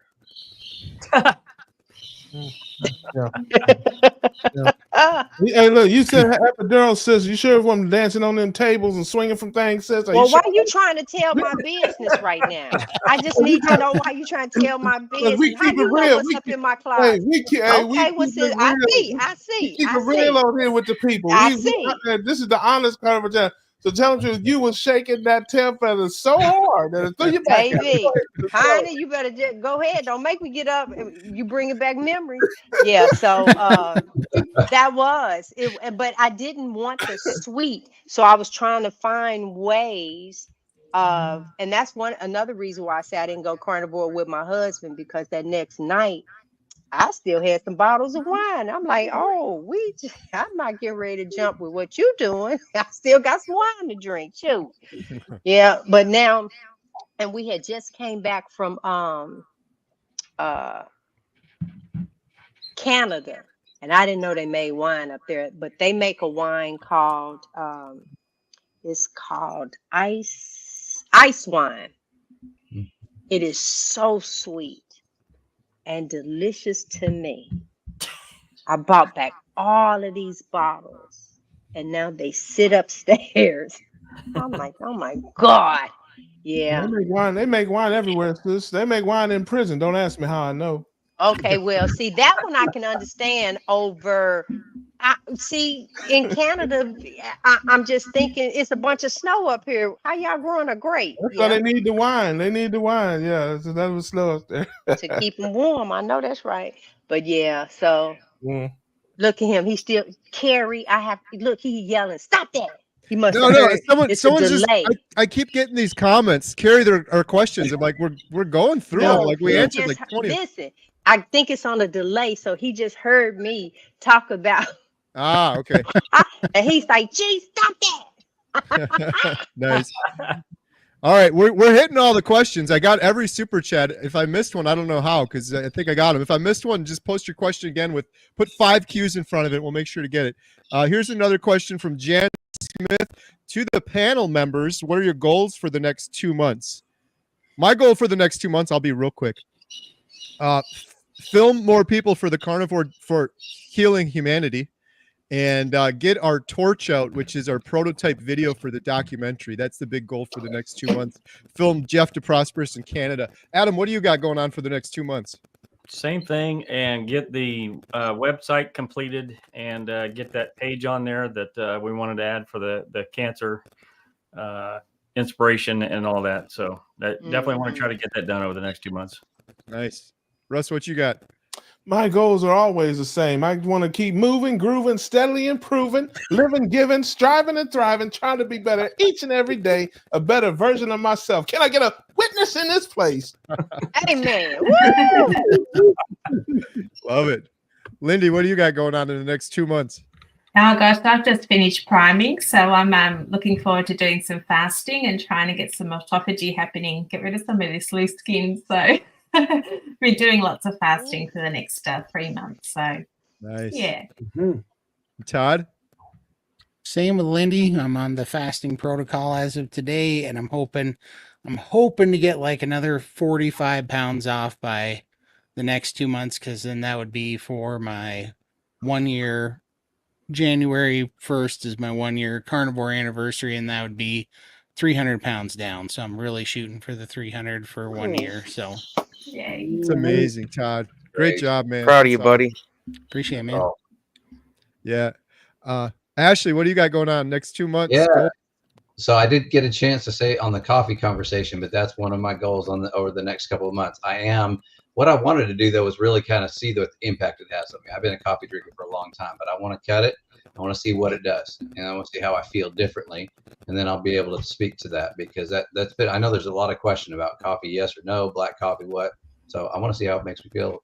I'll be able to speak to that. So that's one of them, and then we've got some more goals around just lifting heavy things and starting to add some of those extra challenges and making sure we accomplish that. Good stuff. Gee, what do you got next 2 months goals? Well, I am going to pick up the plank challenge. Now I might not log in because you already said 2 minutes, and but I don't know. Frederick and I, we're actually going on a cruise, another one, normally for Thanksgiving for the last few years, because I've lost some people. I'm creating new memories, and then in December, it's Frederick. He's turning 60, and we'll be back on the ship again. It's something about that water. It's something about the people. It's something about the atmosphere. I love it. My clothes have been packed for 2 months. Right? They probably don't fit no more. Put them in a suitcase. Wait a minute. No, actually, these are pretty good. That is something that you can talk about, is how I just wear these leggings and jackets all the time, because you're going through a phase and there's no reason to purchase. Now, I will say that probably by next year, I'm gonna have some sagging in the butt, because these I won't be able to fit. So I done kind of timed it out. But yes. Yeah, you'll find me on the ship.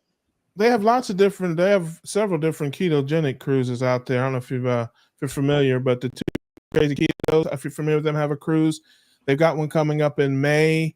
Dr. Barry will be there, Dr. Hampton, several other notable folks. Send me that information. We gonna get together after this, sis. We just ain't the last time you're gonna see me. You look. I know it's not. I know we're gonna break the internet. Look, we family now, so it's we was family before you seen me, honey. You just didn't know. That is true. You're right. There you go. Now correct yourself. Don't act like you brand new and we just met. Yeah. Brett, what about you? Goals for the next 2 months? So for November, I'm doing just a personal OMAD challenge, doing 1 meal a day for the month of November. And then December, we got the holidays, New Year's, I have my birthday, Christmas parties. I'm just trying to stay on track and keep my goals. When's your birthday? Week before Christmas, December 18th. Okay, because he is the 15th. That's why I was asking. When you okay. were growing up, look, when you were growing up, did they combine your Christmas and birthday present together? They did not, and I'm very thankful for that. Yeah, white people don't do that. That's just something black people do. So That's okay, because look, that happened to my husband, and now I have to make sure. I'm like, no, we're gonna celebrate, doggone it. It's very I have to important. look at it. Yeah, so.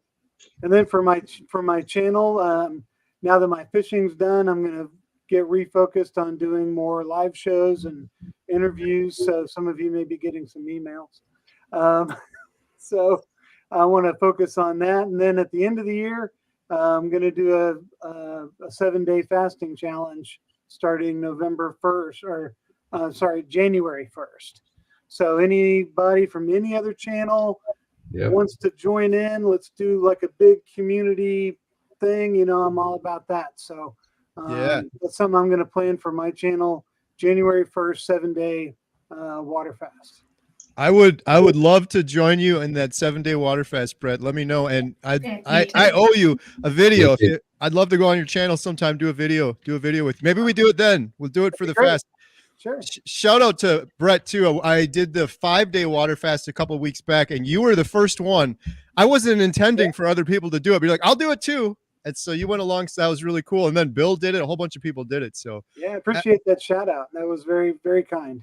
Yeah, and I want to make it like a regular thing now. I felt so good after doing that. I was talking to Jeff DeProsperous the other day, and I'm like, I think like once a month I'm going to try to do maybe like a 4 or 5 day and just do it every single month and try to get it going more regularly. So take your potassium though. Right. That got me. Coach JT. What's up? This is going to be good. Next 2 months. Let's go.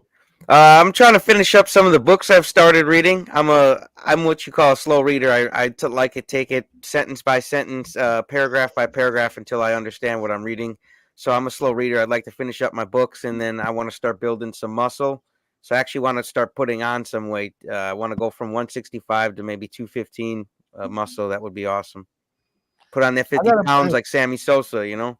Listen, hey, I got a program. Listen, I got up some videos for that. The Edo4 program. If you want to, if you want to put some weight on, that's my old program, Edo. So I want that Sammy Sosa weight, man. Not joking. You got to try the egg thing. Even if you can't get 36 down, those eggs, there's something going on with them. My shoulders filled out. My arms just got huge. This is not fat for the first time ever. My boy. Gun free zone. Yeah, everything just solided up. I don't know what it was, but that was the eggs. I'm telling you, it was crazy. I haven't lifted a single weight, and all the muscle. How did you eat the eggs? How did you cook them? I tried everything. So at first I thought I was just going to do scrambled because that's how I used to like them. But after just like 3 days, that was too much bulk. So then I was doing them over easy. But then that was getting to be a problem because the egg whites were making me feel like I was going to puke if I ate another egg white. So that was getting rough. So then I started just mixing them up and drinking them raw, 12 at a time. And that was a little bit rough. But then I was like, man, it's the egg whites that I'm not liking. So then I started taking 20 egg yolks and mixing those raw, and those are actually easy to drink, or putting them over a hamburger sometimes. That was pretty easy. And then just the other day, Lindy sent me one of Bella's recipes for a meatball and egg drop soup. And that was one of the easiest ways I found to do that, was just to make a little bit of broth out of ground beef and then put 12 eggs in there with some boiling water. And that went down really good. I really enjoyed that. It was right at the end of my 5 weeks, but that was the easiest way I found to take them down. So. Yeah, that was dedication to drink it. Oh my God. JT, did you get your ankle monitor off in the next 2 months, brother? Don't you have that coming up? Goals. I'm all good on that, man. That was maybe my old life, but you're so funny. Hey, Carrie, I would like to make an announcement because you did say this, and I think I left it for Robin, but then she is gone. Starting Monday at 7 p.m. Eastern Standard Time. It's a panel of 5, and we are calling this show Meaty Monday with the Fierce Felines, F-E lion, like the female version of the male. And so a play on words with that. I have Laura, who's a nurse. I don't know if you guys know Rebecca from Carnivore Family. She has 8 children, her and her husband, and it's the whole house is carnivore from the 2-year-old up to the 16-year-old. So she'll be on there. Robin will be on there. And so will Rhonda.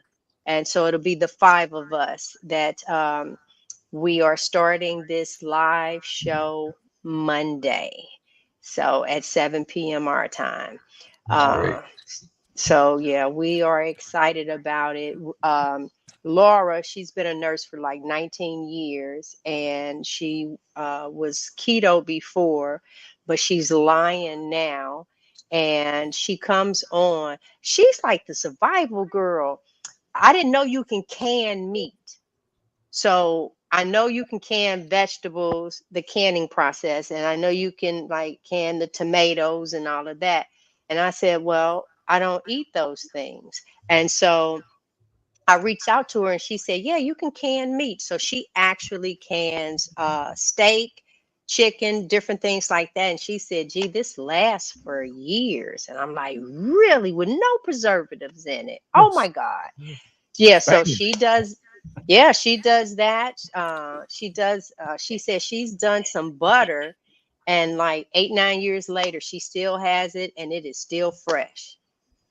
So she threw me off with that one. And then to watch Rebecca with her children all the way down to 2 years old, and they're all carnivore. She talks about it was like a 9-month process where she didn't replace the food, and then it was pretty much like whole foods, and then slowly, and before now, the whole house, everybody is meat. Wow, that's great. I've watched your channel before. Really cool family for sure. Yeah. Oh, So here's a that was question for one of the Todd that I things. missed earlier. Todd, what do you do for your gallbladder? So all I did, and I don't have a great understanding of what it did. I just took Dr. Berg's gallbladder formula.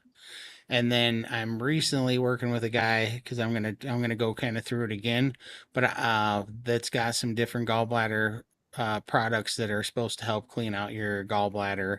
Because basically they say if you're not you get gallstones, right, that plug up your bile ducts, and you're supposed to do some things to move these. I never saw that I moved any gallstones, but I did start taking ox bile and bile salts, which helps supplement the bile in your stomach that your gallbladder's not putting out. And then over time, I just noticed it got better and better. However, I think one of the things was I think I was blaming that on my gallbladder, but I don't think it was as much that as it was the Copenhagen, as I'm finding out. Because I'm finding out the Copenhagen that I was chewing was screwing up my gut bacteria as much as anything, which I've just found that out in the last 10 days because my digestion's been better without taking the vinegar. And for the first time, the vinegar cravings are going away. And Raymond at Steak and Butter Gang, first thing he said when he found out I chew, he's like, that destroys your gut bacteria. Yeah. I was like, no, I did not. So those plants are trying to kill you, man. I think so. But say again, what was the gallbladder? You said something. Dr. Berg's gallbladder formula. No, not that. And then ox bile and bile salts. Where'd you get that from? Dr. Berg as well. I knew about them because my mom was an AFib and I was looking for an answer for her. She'd been an AFib for 74 days, I think, in a row. And the doctors actually scheduled her for to get a defibrillator and a pacemaker put in her heart, and they weren't sure she's going to survive the surgery because she's got some problems. And so I looked up Dr. Berg, and he said that was actually an electrolyte problem and a gut bacteria problem. And he said to use vitamin B nutritional yeast, ox bile, bile salts, B1 complex, and I think vitamin D and K2. Anyhow, I kid you not, we did that routine and put her on. At the time, it was keto. That was when we were doing keto. And in 3 days, she finally went on to AFib, and she hasn't had AFib since. She was taking electrolytes too. I had her on electrolytes. Awesome. And in 3 days, she went on to AFib, and she never had a problem with that since. And she had her gallbladder taken out, and so that's why we were doing it for her. And then I just started using them for what I was assuming was my gallbladder, but now just in the last 10 days, I'm thinking, I don't think that was my gallbladder. I think it was the Copenhagen I was chewing, now that I'm seeing how it's working. So Carrie, I know you don't have a gallbladder. Have you ever tried the ox biles and bile salts? the ox biles and stuff? I haven't. I have never had a problem though, and I've heard that from a lot of people. My wife Jen doesn't have a gallbladder either, but we were looking into the ox bile too. That's usually the go-to if you do have issues. But yeah, I've never had an issue, and I know a lot of carnivores that have no gallbladder that don't have issues. But yeah, I would recommend the ox bile too. That's what I've heard in the past. I don't have a What is the gallbladder, and issue I that we're suffered. Sorry, I don't have a gallbladder either, and I suffered for about 6 months. I had to race to the toilet after eating any fat, but now I'm okay. But I didn't take anything for it at all. I just let my body adapt. Okay. All right. All right, good stuff. All right, here's another one I missed earlier. Well, actually, let me get this. There's a couple more super chats. Donald Hoover, $5. Hey, JT, if I get that buck, maybe I should make some deer jerky chews so I can quit the Copenhagen like Todd. I'm by lacrosse. Nice. Awesome. Yeah. Try it out. Try it out. I'm in Wisconsin. I'm over here by Milwaukee. I'm up in Deansville. Thanks, Donald. Appreciate it. Christine Morrison. Been carnivore 32 days, started at 289, weighed 272 this morning. Husband is doing ketovore now. Y'all all are changing lives. Awesome. Awesome. Thank you. Good job. Let's see. Here's another one from Jill, $5. Question: after going carnivore, did your physicians give you a hard time? Todd gave his physicians a hard time. Yeah, I was gonna say I gave my physician a harder time than he gave me, but yeah, for sure.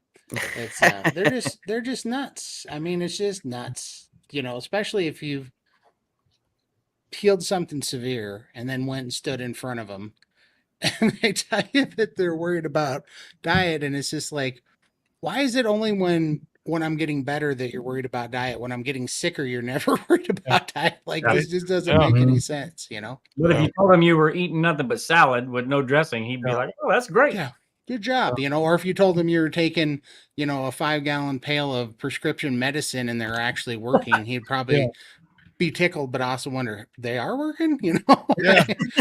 What the hell? Yeah, my husband loves to say they are practicing medicine, so they're actually practicing on us.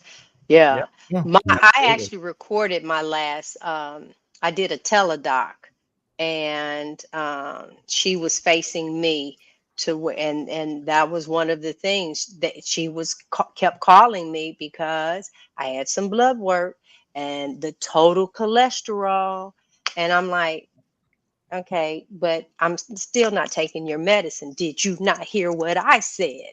And so, yeah. So we came to the conclusion that in 4 months, I'll do my blood work again. That's where we left that. Yeah, last time I went to the doctor, he slapped me on my ass and handed me to my mother. And with me. Yeah. So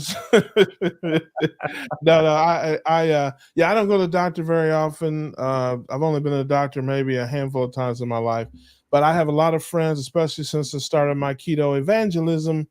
You know, a lot of friends have told me about their doctors giving them a hard time about, you know, their diet and it's going to kill them and all that. And that's why I didn't do it for so many years. You know, I knew about Atkins, you know, and that kind of stuff 20 years ago, but I didn't pay any attention to it. I thought it was quackery. And, you know, I had the answer 20 years ago and didn't realize it. So, you know, again, it's a business. It's not good for business. If they can't get those co-pays and those blood tests and all that medication, they need that. They need you for their retirement plan. So healing you, yeah, that doesn't pay. treating you, that pays and pays very well. And I don't know if you know, so do you know about ownyourlabs.com, Giselle? You don't need a doctor to get your lab work and get your blood work done. You can order whatever blood tests you want, pay for them, walk into LabCorp, give them the form. No doctor needed, because my dad had this problem, and several other people that I've worked with have had this problem where doctors won't do the blood tests they want. You need your C-peptide, your fasting insulin, other tests, and the doctor's like, you don't need that. Why do you want that? I'm not doing that. Oh, I see the Common Sense Labs, Dr. Barry. Shout out to my man, Dr. Barry. I just saw him earlier this month. But so yeah, if you ever have a problem with your doctors or your labs out there, folks, ownyourlabs.com. I did an interview with the owner of that site several months ago, and you can do your own blood work without a doctor. That's some excellent information. I've been seeing my doctor, I think, about 15 years now, and I'm the one, and that's why you have to do your own research and education. I'm the one years ago that said, how's my vitamin D? I'm the one, and even in that last teledoc, I did go to Dr. Berry's site and see the different blood work that we should, and then so these were the ones that I was asking, and she said, we'll put it on the when you come back in, we'll add that. We'll add that. So well, that's good that your doctor. I'm really glad that you just said that. Do you have a ketogenic friendly doctor, or you have a standard American doctor? I've seen her do some things because I've seen her wait, and I know she did the intermittent fasting. I don't believe that she knows to lay off carbs, but as for really pushing that, her big thing that we talked about had to do with my cholesterol, and I told her I'll be a case study for you. Yeah. That you can see what it is that I'm eating. I can document it, and we can go from there where you can possibly see that, wait a minute, she's on to something.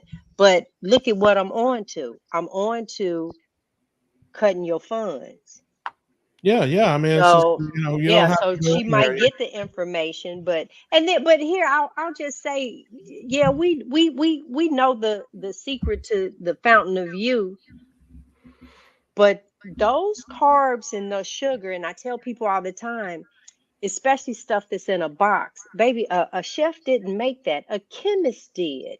And they know now how to just tag into the taste buds, your sensory in your head.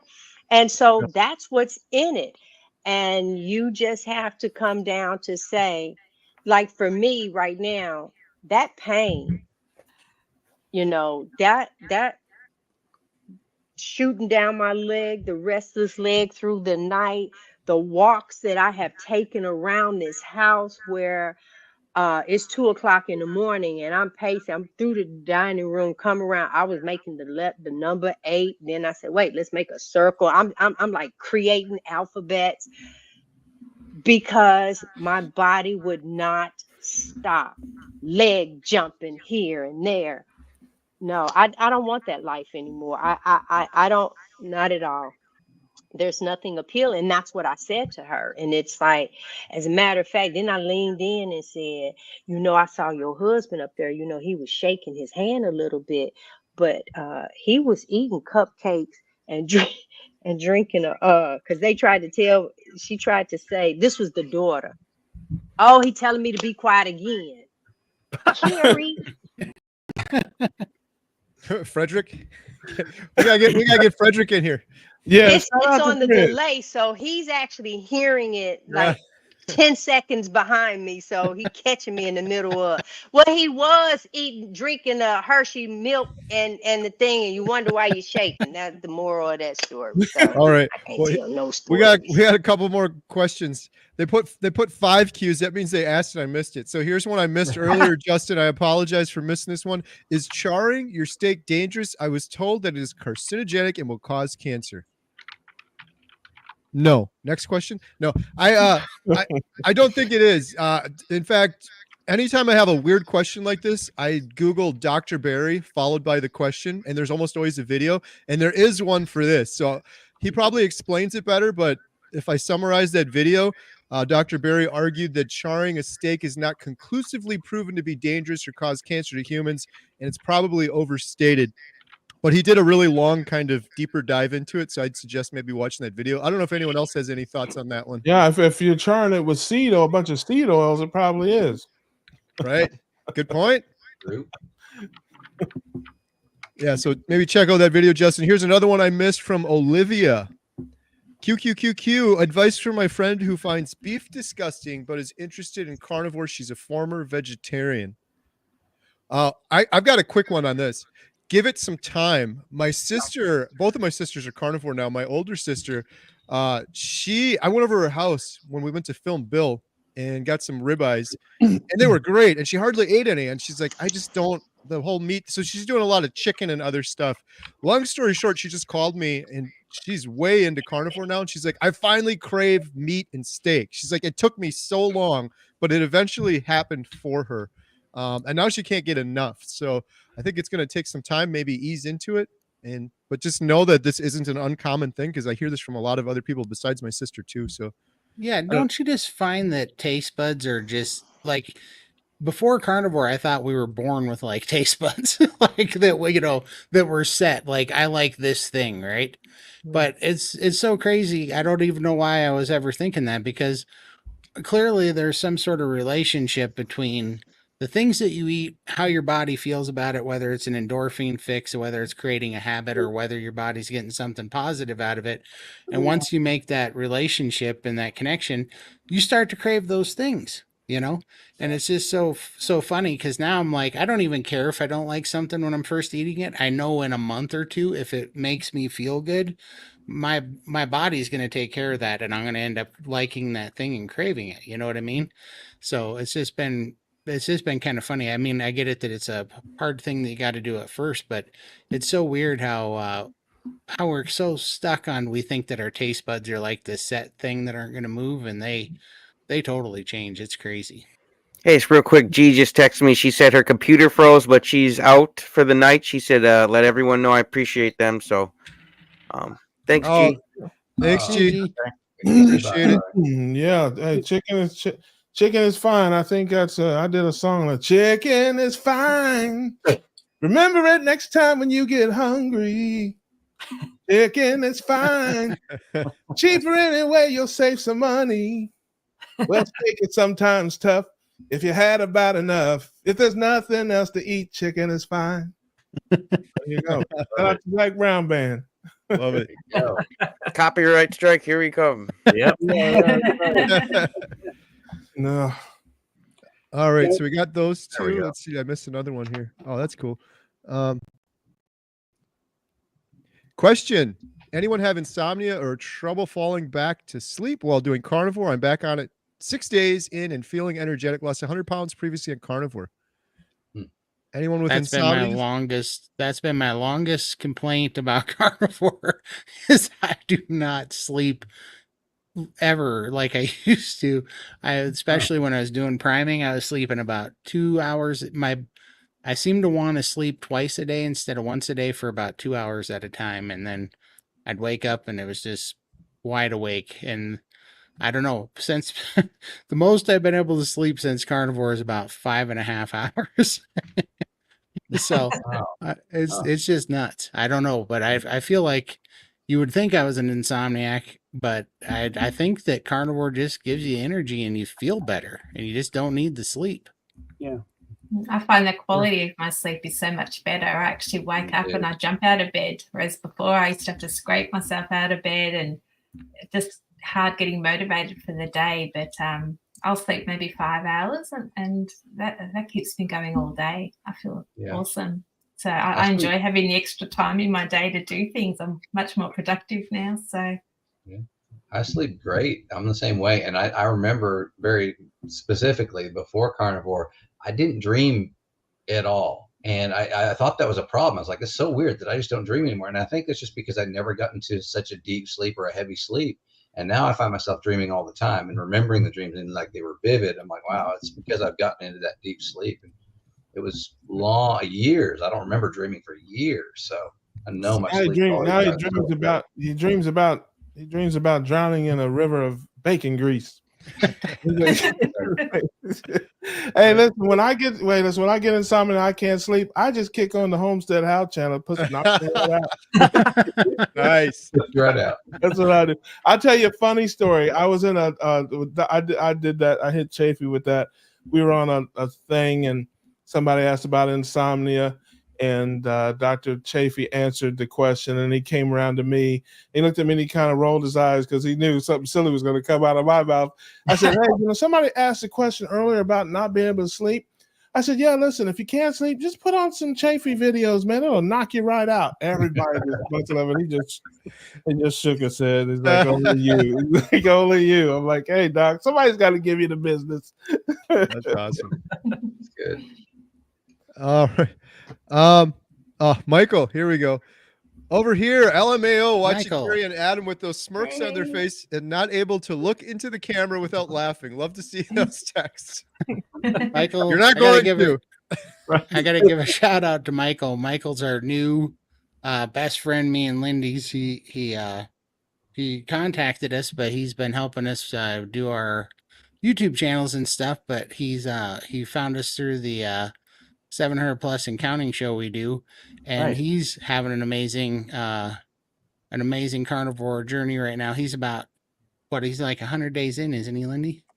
I think so, almost. Yeah. Yeah, almost 100 days in, but he started at, I think, 722 pounds, and he hadn't left his house in 17 years. Wow. What? Yeah.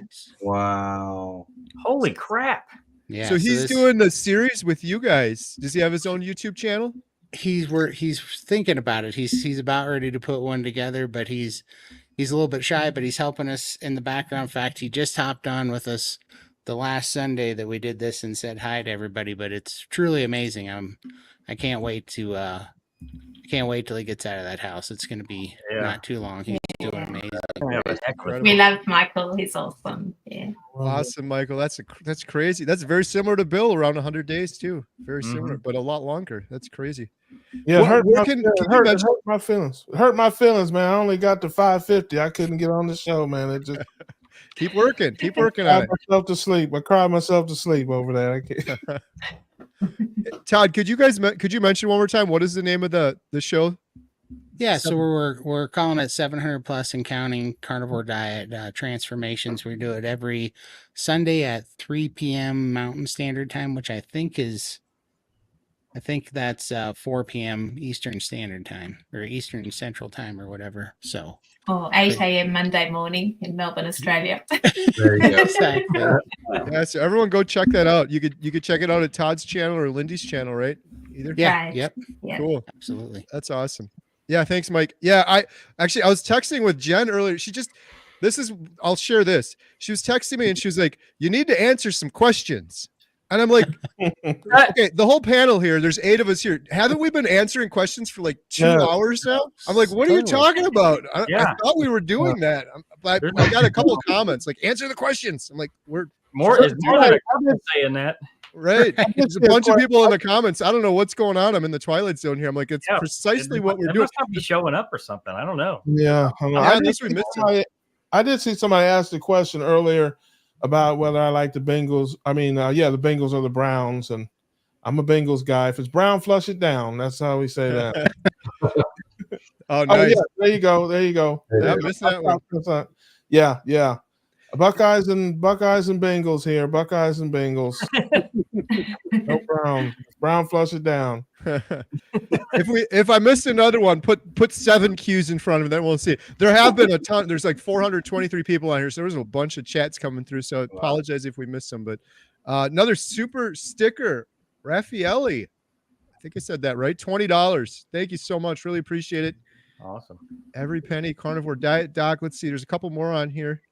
Oh, here's one I missed earlier. Olivia. Oh, and by the way, for everyone that's on here with me right now, if any of you have to jump off, no hurt feelings. I'm just going through these questions. We've already been on 2 hours, which is crazy. So no worries. just feel free. Question: a friend has endometriosis stage 3. She was raised vegetarian, but now eats chicken breast, bacon, and sausages. She's interested in carnivore, but refuses red meat and fatty chicken. Advice for her. I'll take this one real quick. I would watch Dr. Kiltz. He's got some amazing videos in regards to endometriosis and what it can do. And I guess if she has a strong enough why, maybe she'd want to try it a little bit more or take some of his advice on it. But yeah, anyone else got anything for that one? I'd suggest she try like wild caught sockeye salmon, adding that, and possibly lamb if she doesn't want to do beef. Nice. Be a good one to add. All right. Question for the panel. Are you still losing weight? Christy's back, Carrie. Yeah, God, I hope so. Hey, Christy's back. Hey. Hi, everybody. Hey. Welcome back. Hello, Christy. Hey, Russ. What's happening? What's happening? Not much. I had an interview, and then I had a couple slices of picanha, just cave woman style. And then I texted JT, hey, can I come back? And he said, let's go. Nice. Let's go. You only live once. Let's go. That's right. Welcome the back. question is for the panel, are you still losing weight? And my answer is God, I hope so. Yeah, Mary, Joseph, and the baby Jesus, I hope so. Yeah. I am not. I'm done. Thankfully. Yeah. Good job. Same here. I'm done. I think I'm close, but I've fluctuated a little bit this last little while. I've got down to, I think 179 was my lowest, and I went up a few pounds and I've come back down. So it's right, kind of just hovering there. So, but I've got a little more to go. Definitely not I'm done. still, yeah, I've still got a long way to go. And yeah, I had stalled a little bit. The priming seems to have kicked it off again, and I'm on my way down again, which I'm really happy about. So that's awesome. I still have about 70 pounds that I want to lose. And, you know, this month I'm doing a 1 meal a day challenge. So hopefully that'll kickstart things in the right direction. It's already working. So nice. Yeah, I want to start putting on some weight. 165 is a little too small for me, so I want to bump that up and put some muscle on. Just that Texas Roadhouse butter will help you out, JT. Oh man, I'm telling you, that'll bump it up. They'll bump up my bill too, man. They charge like $40 a steak in there. Yeah. They're not worth it either. That's the problem. they're Is not Carnivore has ruined all steak restaurants for Well, me. they sure didn't reverse sear my T-bone, and I'm just so stuck on that now. You're spoiled. I know, I am. Man, we got to get a flash mob together and just go ruin Golden Corrals from coast to coast. Just take about 50 of us in there and just go right up to the steak for where they're like, you better get a truck somewhere on the way because we're here. So I'm not I do that when I'm traveling, by the way. Like that's something when I'm traveling, I look up the Golden Corrals and I go in there and get a to-go box and I'll get 3 or 4 pounds of steak and take it with me. Nice. So I'm not losing any more weight. I'm just working on body recomp. So I've gotten really into, like my fitness in the last probably since about September. But yeah, I'm like, my weight does fluctuate up and down a few pounds here or there, but I'm just looking to hopefully put on some muscle. Well, according to Todd, all you have to do is eat 36 eggs a day for that. Yeah. Easy. Oh, 36. I think I got 36 in the fridge for tomorrow. You gotta try it. I'm serious. do it I'm again. so dead. I'm so dead serious. So if you try that for like a week, you won't believe it. If you can get it down, it's really hard to get it down. Yeah. But in a week. I have a question about that, Todd. I have a question for Todd about that. Now, how long ago did you give up your chew? Just 10 days ago. I was halfway. So maybe it was the eggs and the chew. Just saying. Oh, maybe there was no. I'm not worried about that. See if you keep the muscle on now that you ain't, I'm not even kidding though. I think that something with Carnivore, I've gotten really good at listening to, eliminating everything out of my diet. So I'm really listening to cues that my body's giving me. And I swear to you, I never planned on quitting chew because I was like, I didn't care. I was fine with it. It wasn't giving me any problems. But something about Carnivore, it was just I didn't like how it was feeling on my teeth anymore, and I was almost craving giving it up. It was a really weird thing, and I was like, I swear that my body's just healing, and it was almost telling me it's time to give that up. I mean, I've been doing that since I was a young teenager, so it was Good for you, weird that bud. that popped up when it did. So I almost think your body kind of starts squaring away those little addictive things, and it just starts pushing them out of you. It's kind of weird. Nice. All right. Here we go. This is a good question here. I like this one. What is your personal most exciting non-scale victory since being on Carnivore? Should we just go I around? bought a car. I now fit behind the wheel of a car. So Nice. yeah, that was exciting. So I bought myself a car. That was my treat. Yeah, mine has to do with the car too. I'm in and out of my car a lot for my job, and now I just get up, straight up out of the car, no problem. Yeah, that and I've lost almost 3 clothing sizes too. So really like that. I'm backing into an old wardrobe, so I'm loving that. Yeah, for me, it's healing my sleep apnea. Can't beat it. So for me, I didn't know Carnivore had like mental health benefits at all. I slid into it just because I didn't want the vegetables anymore. And then within a few weeks of there being pretty much no more carbs on my plate, I had all this anxiety that I just attributed to being an introvert. Yeah, come to find out it was more like social anxiety, and that's gone. As you can see here, I am like talking to all of you. Wow, yeah. I'm feeling great and not a bit anxious. So yeah, that's my big one. Actually, you're talking to a camera, Christy. They're talking to a camera. Hey, you got me there. Yes, I am. I'm teasing. I think it's wonderful. I'm just giving you a hard time. That's what I do. But just mobility, I would say, just being able to get around better. I went in the grocery store for the first time in 6 years a couple weeks ago. So that's I'd say just mobility. Nice. Yeah. Shout out to Carnivore too. This guy's got a really amazing channel, and he's his journey's been pretty awesome right now. I'm gonna have to have him on one of these days. But let's see. Definitely getting off the oxygen and breathing. Yeah, just when my thing that just amazes me is that my oxygen saturation when I was 18 was only 88%, and then just got worse my whole life, and now I'm completely off oxygen. As I'm sitting here, it's 96%, and I don't have any breathing problems, any inflammation, any of that reactive airway disease stuff. It's just gone, and that's been one of the biggest freeing things. And probably second to that is the depression and anxiety that's just gone, completely annihilated. Like it was never there. It's incredible. Yep. Great. Love that. Love that. For me, it was healing a traumatic brain injury. So I had a car crash about 6 years ago and lost about 10% of my brain function. Shut up, Russ. I was waiting for it. Had. Right. There Exactly. it goes. Slow pitch softball for us. It got gradually better over time, but since I went Carnivore, it's completely healed 100%, and I feel like I've gone beyond that 100%. So, shut up, Russ. Totally. Awesome. I will have you know that I was not going to tell a joke. There you have it. You can say that now. Right? Yeah. No, I don't. Coming. I don't lie. I steal, but I don't lie. Oh, okay. Glad you clarified. I'm I a have thief, two. not a I liar.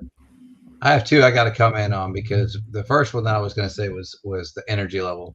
That's what I love. I mean, this morning at the church, we were up there, and I just bounded up the stairs. I mean, I went sprinting up the stairs. For whatever reason, I just have the energy. I love it. But the second one I think is really cool is how many people who have come and just asked me and said, wow, you're looking great. But it's been able to tell people about the journey that I've been on and this lifestyle change. And not just me, my parents and everybody there. They keep telling me every day, oh, here's a new one that we talked to that's interested in starting in. And so it's fun to watch. It really is. spreading the message and seeing other people have success with this. It's just been fun. And I can also just say one other quick thing for me, and I think I can speak for everybody when I say this, is the best part of changing my life this way is the community. I don't know that anybody would. This may be the only thing that we all agree on, but the community the family is wonderful, and I would have never, found these folks or so many of the other folks that I've met and stuff like that if I hadn't changed. Right. So I don't know if that counts as a non-scale victory, but yeah, it's been really awesome to be part of the community. I just want to thank all of you guys for lowering your standards and letting me in. I appreciate that. So for me, similar to what you guys said, what Russ said, the community, like all of this is crazy off scale victory. The fact we're doing a carnivore diet documentary, the community. The biggest thing for me, like if I summed it up, would be none of these anymore. The depression and anxiety being completely not just eliminated but reversed on carnivore. It's incredible. Worth the price of admission alone. I've said it many times. If I was still 100 pounds heavier right now, I would take it in a heartbeat for everything else that's changed for sure. So I had to say, Carrie, when I first saw that, like that bucket of pills and stuff, I thought it was a joke. Like I thought it was just a prop. Like you were just, it's just the silly, ness in me. Cause I'm like, oh, that's comedy gold right there. That's genius. I'm like, I love that. It's like, I used to be look at Carnivore. And then I realized it wasn't. And I'm like, wow. I mean, that is amazing. Yeah, I did a video with Rena from 5 Minute Body, and she's a really good interviewer, and she emailed me a whole list before, and she's like, what medications were you on? So I'm like, oh, it was quite a bit. And then I started going through it, and I was like, oh my God. And then like most of these I was on at the same time. But then when I did that list with her, there was like many more that I was still on. Like, oh, try this one. It didn't work. Try this one. Most of these were antidepressants and anti-anxiety medicine and medicine to help me sleep and medicine for insomnia that I took for 10 years. And some of it I would try for a while and it didn't work. And then they'd up the dosage. So I'd have some extras at lower dosages and then they would change it. And yeah. Now, is that all those from the same doctor or are they from different doctors? I was going to say. That's what irritates me too. No, they're almost all of them are from different doctors. There's some like this is from when I had IBS, acid reflux, stomach issues. This was from a different guy. But one of the things that's in common with all of these is none of those doctors ever asked me anything about what I was eating, nutrition or diet. And literally every single one of these was fixed by my diet. I'm on zero medication. I haven't been on any medication on carnivore. I'm just hit 6 months. Every one of those was nutrition. So it's yeah. I love that. My dog. I mean, I just took my dog into the vet because she had to have a cyst removed, and they're like, "What's her diet like?" Yeah, first question out of their mouth. Yeah, and I'm like, I should come to my vet for medical advice. Exactly.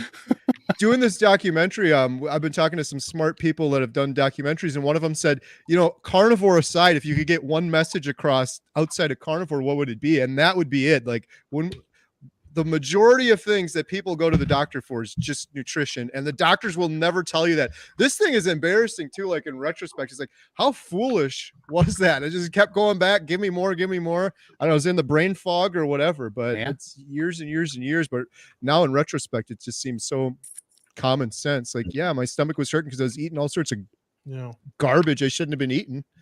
And the human body is so amazing in its ability to take abuse, and B, to fix itself. If it can fight, if you just give it the ammo, but it's amazing how much you can torture yourself and abuse yourself. And it just keeps on rocking until like, someday this moron will figure it out. Until then, we got to keep him alive, Right. I love it how you say that too, Russ. That's what I felt like. I did a video like 1 month into carnivore where I basically said that. I think my body's just screaming, you moron, you idiot. You finally figured it out. This whole 43 years. This is all you had to do the whole time. You were doing all of this. You just had to put the proper fuel in. Carrie, they're wondering what CIRS is. A lot of us are starting to suffer from that on the carnivore diet. Oh, CIRS. What did I say? I texted you earlier. Man. Yeah, so JT was at Texas Roadhouse earlier, and he did did my thing where you put your hands up in celebration of eating the bite of steak. What did I texted you and I said Carnivore induced CSIR, carnivore steak induced reaction. It's a serious condition that a lot of people suffer from. It's not something to joke about. That's what I told JT to tell the manager at Texas I've got a Roadhouse. short coming out about that tomorrow of me throwing my hands up, and then the manager came over and she's like, "Is anything wrong?" I'm like, "No." That's a little bit. Was Anna cool with it? And she didn't have much to say, you know. Okay, Jen's getting pretty sick of it at this point. No, you've done it a lot more than I have. So yeah, I'll she's let like you enough already. I'll let you know when I embarrass her in a couple more restaurants how we're doing. Right. All right, here's one other one I missed from Debbie Deb. Question: what's the better brand of butter for Carnivore? Carrie's Gold. If you're not eating Carrie's Gold, it's the only butter I ever eat, man, is Carrie's Gold. Yeah, that's my go-to too. And no, I didn't steal anything from Carrie's house when I was there, but I have Carrie's Gold. Right. Anyone else got any? I know, folks. You know, listen, we'll get the chat, get them throwing rotten tomatoes at me again. But my favorite brand is whatever brand's on sale. I buy West Gold. It's from New Zealand. It's a little bit closer to home. Yeah, I like the Kerrygold, and then I've got this place where I get this Amish-made roll butter. That's just awesome. I get that. We have an Amish community, and I like. Never tried Amish butter yet. Yeah, Carrie, have you? 2-pound Amish butter. It's way good. Yes, we've got some good Amish friends. They had us over for dinner. This was before I was carnivore, and I had venison and butter and homemade bread at that time too. So I have to stop over there and get some of that butter. Yeah. Yep. All right. Here's a question. I don't know the answer to this one. Does anyone know if dermatographism could be an autoimmune issue? Don't know if I said that right. I've never heard that word before. I don't know. Don't know what that is. I don't know. I didn't know what it was either. I one. saw it in the chat earlier. I didn't know what it was, but I did what I do when I don't know what it is. I looked it up and I said, with the Dr. Barry behind it, and sure enough, he's got a video. It's nice. It looks like some type of skin disease, but or skin issue. So I'm sure there is some information about it. Yeah, I saw derma, so I was thinking skin. Yeah. Dr. Barry's the best. I would check that video out. If not, that's probably a good question for one of the doctors doing their live stream Q&As. Okay, here's one from Paul Hill. For the panel, what was the biggest surprise for you eating this way that you didn't expect? As an example, a friend has had her eyesight improve. For me, it's I don't fart. I don't fart, and I go to the bathroom about twice, maybe 3 times a week. I did a song about that too. It's so amazing on keto. I'm in the bathroom, but I don't have to go. So you know, it really is. I mean, I used to go like every day, sometimes twice a day. Now I go 2 or 3 times a week, and like I said, I don't. No gas. Yeah, for me, it was just the depression and anxiety going away. I didn't have any clue at the time that was diet related. I thought it was because my life sucked. To be honest with you, I thought it's been being 700 pounds and life sucked. So I thought, I'm just gonna have to lose all this weight so that I don't have depression and anxiety. But then, like 2.5 weeks, it was just gone. I was like, and that's why I just keep going. How is this not the first thing that you try? Yeah. If you have anxiety, because I mean, it was suicidal, crippling depression, and it was gone in 2.5 weeks. I was like, this is the easiest thing ever. Like, wow, how do people don't do that? Yeah, that was hilarious, Todd. That's comedy gold right there. I thought I just had depression because my life sucked. How do you? I was serious. In a more elegant way of saying that, when you listen to Jordan Peterson, he said you could have like a chemical problem or a diet problem, or your situation could be making you have depression because you've dug yourself in a deep hole. So I thought that's where I was, Yeah. So I'm in my late 40s, and I used to get cystic acne on my chin. And I haven't had a single breakout, and like the cystic ones, deep and painful. I haven't had a breakout since I started carnivore in June. Not one. Nice. So that was surprising. All my carnivore benefits were surprising since I didn't really do it on purpose. But that one was, I think, it's just been awesome to not have to deal with that. So I've got a weird one. It's not documentable yet, but we're checking it. But I love the sunburn thing. I really haven't sunburned, but okay. Has anybody else noticed? And maybe you're not old enough like me, but my hair is actually getting darker again. It's the craziest thing. And I'm like the top of my head. I had to check with my wife. I'm like, is this for real? Like, I'm not coloring my hair or doing anything. Is it getting darker? It feels like it's getting darker. I've not heard anybody else say that, so I'm not saying that's carnivore related. But Same with me. It's same here. I thought I noticed it, but I didn't say anything to anybody because I'm like, we got Rick in the house, Gary. Right, I'm just seeing things. So it was basically my business partner hadn't seen me in 2 months, and that Adam, Adam, just for men is not carnivore. I'm just saying. Yeah. I brought it up and said basically, hey, is your hair getting darker? And I was like, well, I guess I'm not dreaming things. So I didn't say anything until I heard Adam say it once on a show, and I was like, I thought that was just me thinking that. I thought I was crazy, and for whatever reason, I didn't know this was from insulin resistance, but my eyebrows grew back on the corners. They're all falling out on the far corners. And I didn't know that was from insulin resistance. My eyebrows grew back and got thicker. I thought you just plucked them. I didn't even know. Hey, Rick, welcome. How's it going, buddy? My man. Hey.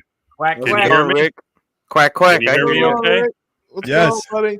Oh, Hey, Rick. it's been one of those days. My truck decided to die on me, so it's been fun. Did it make it back home? Did your truck make it Yeah, back home? my friend pulled it with a chain, so it's back home. Man, I told you 100 times you can't put duck fat in the gas tank, brother. It doesn't work. Well, it does run on seed oils. Hey, they got to be good for something. That's Rick, right. I saw your setup, but when I saw that, when I saw those 220 terminations sitting out in the free air, you got me a little worried, pal. As long as nobody else touches it, I'm fine. Well, I thought that maybe that was a 2-for-1. I thought maybe that's how you were getting your iguanas. No, I haven't got one there yet. Nice. But don't worry, it's got a ground fall breaker anyway. Okay, then that ain't too bad. Yeah, it's impossible to get shocked on that. Well, it depends on if it's a GE ground fall breaker. If it's a GE ground fall breaker, you probably still gonna get shot. It's Cutler Hammer, that's a good Eaton one. or Eaton whatever makes that is. good- Yeah, Eaton makes good stuff. That's what everything is there. Nice. Well, welcome, Rick. So we had a question. What's the biggest surprise for you eating this way that you didn't expect? I don't know if you'll have one on this, Rick, since you've been going at it for so long. Yeah, he can't remember. He's been doing it 70 years. Right? Any improvements? My biggest surprise is that I haven't got my heart attack yet. Well, I don't know how. Rick's got the dark hair too, so there's something going on there. There you go. Hey? Oh, I got plenty of it. Yeah. Yes, sir. Yeah. Dapper Dan, man. He's Nice. you're a beef fat guy, right? You with your hair. Oh yeah, that or pork, either one. I'll use beef or pork, whatever I have. I like tallow better though. Nice. My mother told me my hair would fall out from putting lard and tallow on it, but that didn't happen. What's better for the heart attack chicken, Rick? Lard or tallow? Well, tallow is better for everything, but lard is easier to get. But yeah, tallow is always better. Yep, I agree. Doing it tomorrow. Good stuff. You're gonna Hey, make some heart attack chicken? Yeah, I've already been making it, but I got my parents coming over tomorrow, and we're doing it. I'm doing it special for them. Yep. It's catching like wildfire, Rick. That heart attack chicken, man. Yeah. Everybody likes it? Oh, everyone was talking about it earlier for sure. love it, dude. I got to try it now. It's amazing. Once you've had it, you won't want chicken any other way. Mm-hmm. All these people that line up at Chick-fil-A, if they knew about heart attack chicken, that place would be empty. Hey, you can do a new chain. Let's do it. Heart attack. There you go. Heart attack chicken. and iguana meat.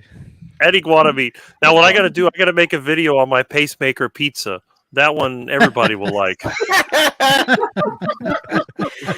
We got to get the heart attack chicken in though with Bill's Burgers, man. It's a You're hot ready one. to cook, man. Man, this is man. You got to start a restaurant called the Widowmaker. That's a good idea. Hey, nobody hangs around me for my looks, man. I'm telling you, I got it. A huge shout out. Thank you to Anna for a generous $100 donation on GoFundMe. Really appreciate it. Really, we've raised a lot of funds. We're so thankful. We have Let's enough to keep go, going Anna. and filming, but we're going to need more to keep it going. So donate.carnivoredietmovie.com if you want to donate. The GoFundMe is the best way to get the most bang for our buck. But we also still have all this other stuff. We still got these going on the website. Hey, Bill is back. Oh, what's up, Bill? Hey, Bill. Hey, Bill. We got the Redmond salt shakers too at carnivoredietmovie.com. Those things have been going crazy. I used mine at Roadhouse, Carrie. Oh, nice. And I made a short of it, and everybody's like, "What's wrong with the salt at the restaurant? Not good enough? That stuff must be like something special." I'm like, "It really is. If you haven't tried Redmond's, it really is special." Well, and also in table salt now, they'll put sugar in it. Yeah, I wasn't going they to try put to in the explain butter. that to these people on shorts, man. Right. Not only that, did you see JT's video on the butter that they have at the Roadkill Grill, Roadhouse Grill, whatever? It's sugar butter, man. You got to watch That's out for nasty. it. Carrie put me on that. I didn't even know that existed. I looked it up on YouTube. They put nasty crap like sugar and honey in there. It's disgusting. Cinnamon. They put a lot of stuff in there. Why would they do that to butter? I told him I just want regular butter, please. You're filing All our these- sacred butter. That's All these steak places try to stick bread at you. I guess they're trying to fill you up with bread so you won't eat the meat. Well, so that you'll feel like you were full off of their $60 shittily cooked steak is what it is. That's the other thing. They can't even cook a decent steak. You go to one of these fancy steak houses, it's dry, it's nasty. I could do better than that on a grill sitting on the ground with some wood. Right. I'm telling you, the reverse sear now, I compare everything to that now. I was like, yeah, it was good, but it wasn't reverse seared, you know? That's it. My son did get to ride the saddle, though. They brought a cute little saddle, and he sat on it, and everybody That went, was cool. yeehaw! It was cute. Rick, we got a couple questions in the chat. What's the recipe for heart attack chicken? It's the easiest. There's no recipe. That's what I so like about my easy. cooking technique. How much All you iguana need- is in it? Well, there's no iguana in Small the amounts regular of iguana, all right? If we're Step gonna one, electrocute an iguana. It's already Well, fried. No, it's two ingredients, just tallow and chicken. That's it. Or lard and chicken, whatever you have. Any animal fat of your choice. Put it Yeah, in a get pot. some heat chicken it with a up. lot of skin, right, Rick? A lot of skin. You don't put anything on it. I don't even put salt. Just drop it in there and let it cook. It's going to taste good no matter what. If you want salt, put it afterwards. Yeah. Because you may think, if you put it in the beginning, it may be too much salt. But once you've cooked it, you taste it, add a little salt, it's perfect. Perfect. Do you deep fry it or? Yeah, Deep right in the fried in a tallow. pot. Yep, right in a pot. You can see my video. I just take a pot, I put a bunch of tallow or lard in there, heat it up till it's liquid. When it's hot enough, drop the chicken in there, let it cook. And when it's sizzling, it'll float to the top and it's ready to eat. Now it's good. It's the best. crispy, it's juicy, man. It's delicious. Really is. I'm telling parents, like, it's a lot cheaper than you go to KFC, man. You're gonna pay, and you're gonna get all that other stuff, and then they want to sell you the sides, and it gets out of hand, man. When you could just go buy a bunch of sale chicken and then fry it up in the beef tallow, and your kids are gonna be like, "Wow, this is amazing," and you saved like a bunch of money. Yeah, you can get 10 pounds. They got right on now sale. It's 48 cents a pound over at Presidente Supermarket. So you can get Wow. like 10 Killing it, pounds Rick. for $4.80. That's good for 2 meals. Hey Rick, the lard though is a little bit more expensive. So how do you reuse that? You got any tips on Put that? it through a 'Cause strainer.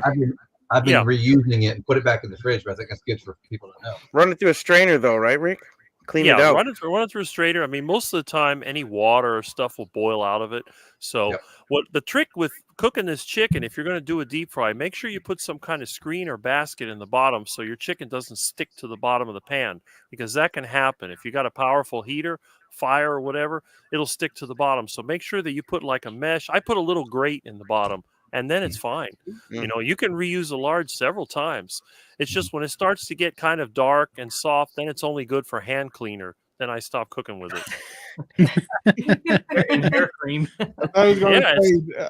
I thought he was going to say it's only good for drinking after that. So yeah, Only Hey, good for his hair. you know, lard can save you money on cooking, and it can save you money on Gojo. There you go. I got It's my better. tallow at the local beef farmer, and then I just went to the local butcher shop to pick up some more tallow, and I actually met a local carnivore there, Ellen there. So if you guys are looking for some beef tallow, hit up your local butcher shop, call them up, ask them if they got some tallow. I used to just get the fat trimmings from the supermarket and then throw them in the crock pot. That's how I make it. There you go. Okay. I've never made mine yet, Rick. It's extremely easy. All you got to do is cut it in little pieces, throw it in a crock pot, put it on the lowest possible setting, and the fat will start to render out. It's like a liquid. Then all you got to do is just scoop out you get the cracklings. Once it's been in there long enough, you get these crispy little things, and they're actually quite tasty.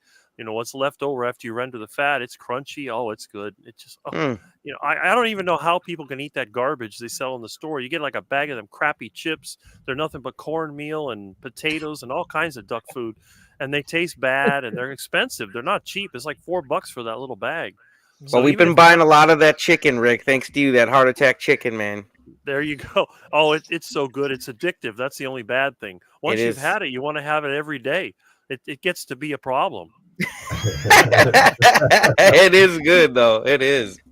It's amazing, and it smells good. And that sizzle, that sizzle. When you're cooking it, it's just you get. See, I get impatient when I'm cooking heart attack chicken and it's sizzling. I want to eat it, so I'll take it out. It's not cooked yet. I'm like, I'll have to eat a piece even when it's not cooked, just to get my taste going. And then as it cooks, the problem is I eat. You know, it's a 10-pound bag. I'll eat like 5 pounds in one meal. Wow. And I've eaten a whole bag one time. That was a big mistake, but it was so good.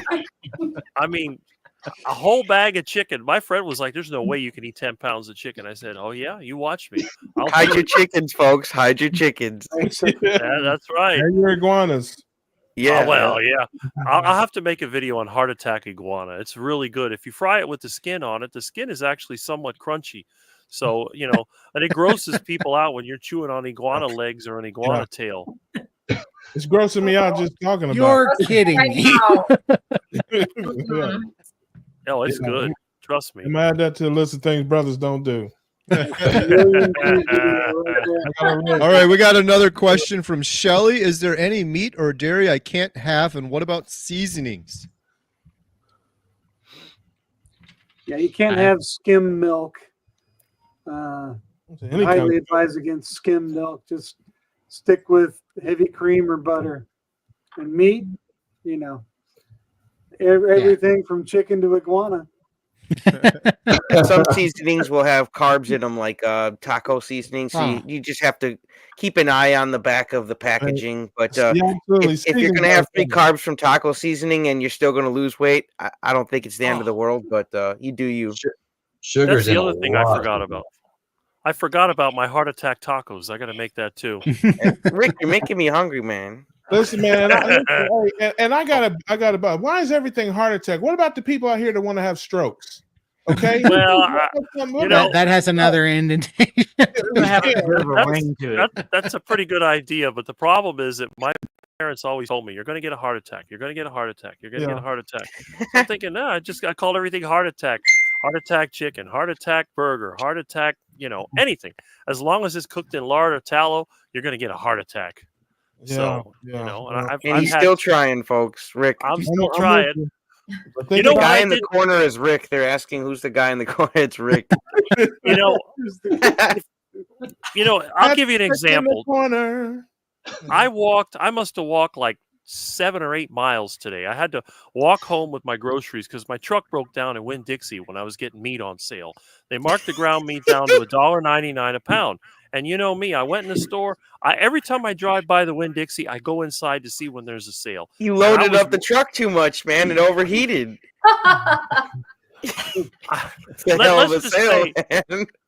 Let's just say I bought $65 worth of ground meat. So I don't know how much meat that is. Plus, I had also gone to Aldi to get some cheese and a bunch of eggs because my ducks are being stingy with me. So I bought like 6 dozen eggs. That's good for, 10 days or 11 days or whatever. So I had all this food in my truck, and the stupid thing wouldn't start. And I'm trying to call a friend of mine to tow me home. He wasn't answering the phone. So I said, man, I don't want my food to go bad. I just bought this food. So you know what I did? I put it in a box and I started carrying it home. And it's 3 miles. My house is 3 miles from the store. About maybe half a mile in, I found an abandoned shopping cart with no name on it. So I go, I'll put it in the shopping cart. I pushed the shopping cart the 2.5 miles home, down, up the bridge, back and forth. And, no. you know, yeah. And you didn't video any of it? Man, you can't make this stuff up. No, no. All these, And they make you return the cart to get you 25 cents back. Yeah, they do. You got to put a quarter in that thing. Yeah, man. I don't even know what store it is. There's no name on it. It's just a shopping cart. The handle's all worn out. It's probably from the Presidente supermarket because that's the nearest one there. But and then I went home. It's like, well, I got to go back there and try to fix my truck. So I went over there. I went through my junk pile. I had a bicycle somebody gave me. I fixed it, rode the bike over there, got the 2 batteries out of my truck, put one on each handlebar, rode home with those batteries. That was, it took some pedaling, and when going up that bridge, they got that one bridge you got to go up. Going down is easy. And then that's when you're holding on the handlebar thinking, okay. So, and then I got home and I forgot the keys to my truck because I left them in the steering column because I was pushing the truck into the space. So it's like, okay, I got to go back to the store again with the bicycle, and then came back home. Then it's like, I went back and forth and back and forth. And I don't do any exercise. I do no workouts. And yet I wasn't tired. It's like, well, how can that be? And it's hot down here. It's like 85 degrees, it's just hot. I'm sweating, but I felt fine. I'm thinking, okay. Then the first thing I did when I settled down, I said, all right, what am I going to eat? And I go in there, and the first thing I do is make a heart attack burger. It's like 4 patties. I ate a heart attack and no heart attack. So all that physical activity and no heart attack. So, how do we make the heart attack tacos, Rick? People are asking. Heart attack tacos are like heart attack pizza, like the pacemaker pizza. Basically what it is, it's chicken. You get white meat chicken and you grind it up, put it in a blender, and you put some eggs, duck eggs preferably, but you could use chicken eggs, and you mix it up, and then you're going to fry it. So like everything else on the heart attack diet, it has to be deep fried. So when you make your taco shells, you're gonna flatten them out, and then you're gonna fold it up, and you're gonna fry them in the lard or tallow until they're nice and crisp. And then you can put in your ground meat, and you can put in whatever iguana or any kind of meat you want. I'd usually put beef, so there's no iguana in a heart attack taco. And then you put some shredded cheese on top, and that's it. Best taco you've ever had, and they don't break like those corn tacos that people buy from the store. They get crushed. This thing is much more durable. It's like a superior taco, and the flavor, it's like another level. I'm gonna try that, man. I'm gonna try the Rick's heart attack tacos. Heart attack taco. I love that. Hey, one thing about the seasonings too, a lot of seasonings have MSG, monosodium glutamate. You definitely don't want that. It's you can Google it and find out all the bad effects of it. But yeah, when you look at seasonings, a lot of them have MSG. So you want to stay away from, and seed oils. A lot of them have seed oils too. Why would you even use a seasoning? Well, there are mere. Listen, everybody's not a superhero from the planet Carnivore. Okay, so there are mere mortals out here. There are mere mortals out here, Rick. You just got back from outer space. We were on a stream with you. You were in outer space. Not everybody's on the space shuttle and living the heart attack life. Just have a little mercy and patience for the earthlings there, brother. I thought I fixed my amplifier. I thought I got rid of that horrible sound. It sounds good today. You sound great. Yeah. Unfortunately, JT's sounding a little spacey today. Yeah. Unfortunately, you sound great, Rick, because man, we had a good time. Well, I had 4 bad capacitors in my mixer, so I changed them, and that was it. I fixed it. It was a total of like $1 worth of parts. Vegetarian capacitors. I know you had to get to some carnivore capacitors. In the heat and humidity we have, they go bad. They actually start to shed, and then they corrode. But I changed them. It was cheap and easy. I had no idea it was that bad until you told me. I'm like, okay, I got to fix this. This is ridiculous. Is that the iguana microphone? This is the same microphone, by the way. No, you sound crystal clear, man. You sound good. You sound good, and you look even better, brother. Well, thank you, and so do you. All right, here's a question. On the journey, any solution to bad dandruff? Carnivore diet. Yeah, wash your hair. What's dandruff? That don't work. Carnivore diet all the way. I've never had dandruff. I'd say if carnivore's not working for you, then narrow it down further. Maybe try lion diet for 30 or 60 days. Eliminate everything else, and your dandruff should go away. Put some whipped beef tallow on that scalp. And yeah, There you go. Bacon grease on that thing. Yeah. You'll never get lice and you'll never get dandruff. I think Lily Kane has a video. She I think eggs was causing her dandruff.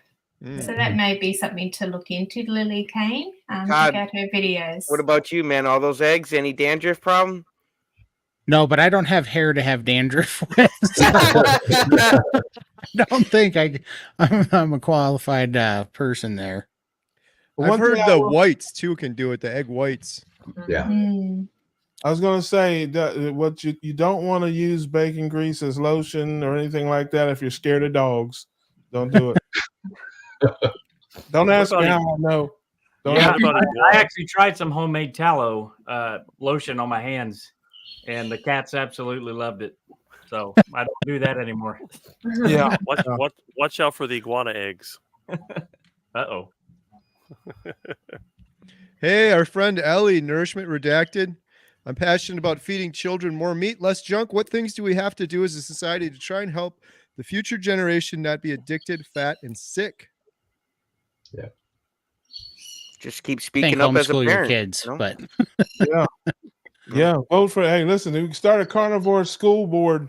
Drive there locally. There, get a bunch of carnivores on the school board, and you can change the school diet. She's not lying. That's what Halloween was a struggle for me this year. I didn't want to give out candy, and I didn't. But it was one of those that I walked around with all the kids, and just in my head I was like, man, this is horrible what we're doing. Look at what we're doing to our kids. But so it's a good point. It's a tough one. My daughter wanted to go trick or treating, and we let her go trick or treating and let her have the choice of what she wanted to do with it at the end. But it's and thankfully she's learned enough now. She doesn't want to eat all that, but it's a struggle. It's what our society goes to. Anytime there's a treat, anytime there's a reward, go get some ice cream. Yeah, they ain't giving out ribeyes at the door, man. If they were, I'd have my bag out. I'm going to do beef jerky. I didn't do it. Chicken. I have a heart attack chicken. Heart attack chicken. Drop it in the bag, Rick. Hey, you bought enough of it. You got $60 worth, man. You can hit every kid that comes there, man. You get a bucket. Instead of, they already got a bucket. It's just orange with pumpkin head shape. That's a bucket. It's like a chicken bucket. Just put the chicken in there. Tongs, here you go. Boom, boom. Chicken. Whatever you do, don't offer a kid a meat stick. Don't do that. Don't do that. don't do that. Don't ask me how I know. What is this, Hickory Farms? Christy's a teacher. What were you going to say? Yeah, I am a teacher, and I teach 2 classes of students because I team up with another teacher. So I have 60. So I don't know, Ellie, that I can affect like all of society, but I can affect the 60 that are looking at me every day. And, they know how I eat. So I've told them. In fact, we're learning about the food chain right now. And, but anyway, so they know that. And they've also seen my increase in energy. I challenged them to a race after I did my 30-day sprint challenge. They knew I was sprinting every morning, and they would check in with me like, how you doing today? And did you sprint today? And then I challenged them to a race at the end of that 30-day sprint challenge. And we had a great time. So, they see me doing things like that I never would have done before, and they know how I eat. I can't straight up, if I just straight up told them like meat is good for you, because I do work for the school district, I could probably get in trouble. But I do try to lead by example. And my teacher across the hall that I team with, she's heavy meat keto. So she's not carnivore, but she's really is a meat-based eater. She's lost over 60 pounds. So the kids see that too, right? So, we just try to be good examples. And I think you just have to do that where you're planted. Like where you're planted, just be the example to everyone else. Yeah, shine your light. Yep. One thing I've always thought was interesting, it's just a goofy mind of mine. It's like, I've never, known a little kid. I hear feedback or something. I don't know. But I've never seen a little kid that didn't like meat. But it's hard to get kids to eat vegetables. I mean, when they're little, they're like 2 or 3. You know what I'm saying? It's like you throw them a chicken wing, man, and they will tear that thing up. You know. But you try to get them to eat peas or carrots or something, and they're like, they spit it out. It's like it's interesting, even from just that young age. And I don't think it's just about taste per se, because I mean, chicken wings aren't salty; they're not sweet. But I find it very interesting that even from a little kids, they they don't have a problem with any kind of meat, but they do not like any kind of vegetable. Yep. You got a good point there, Russ. I think the majority of the issue with kids is probably the sugar, the candy, and snacks and stuff. And they're feeding it to them straight out of the cafeteria, and it's not just lunch, it's breakfast too. So when they serve these kids breakfast, I'm not kidding. This is not a joke, Russ. A Pop-Tart, that's the breakfast. Sure. I'm joking. And then the next day it's a Lucky Charms, and then the next day it's a honey bun. Ew. And then they come right to us and they have to try to learn some math from me. So we both struggle. I struggle and they struggle. Yeah. Here's another question. Cranky Carnivore Cutler, best advice for starting a YouTube channel? Just start. Yeah, jump in and do it with both feet. You won't know what you're doing. Your videos will be horrible, most likely, but just do it. Yeah. Speak for yourself there, Carrie. Speak for yourself. Christy, I mean, I said Carrie. Christy, get a microphone that works well. How about that, Rick? Tell him. Make sure your mixer doesn't have bad capacitors in it. That too. Hey, the other thing is what's cool about it is this community. Again, anybody we've talked to and reached out to, and I mean, look at what's going on. There's a lot of us new streamers on here, a lot of YouTubers, and look at what we're doing. I mean, it's fun. Everybody's been amazing to jump in, help out, answer questions, and figure it out together. Yep. Be yourself. Sing your song, your voice, your style, your way. Don't worry about anybody else, what anybody else is doing. If God wanted us all to sound like Dr. Barry, we'd all be country falling off the back of tractors.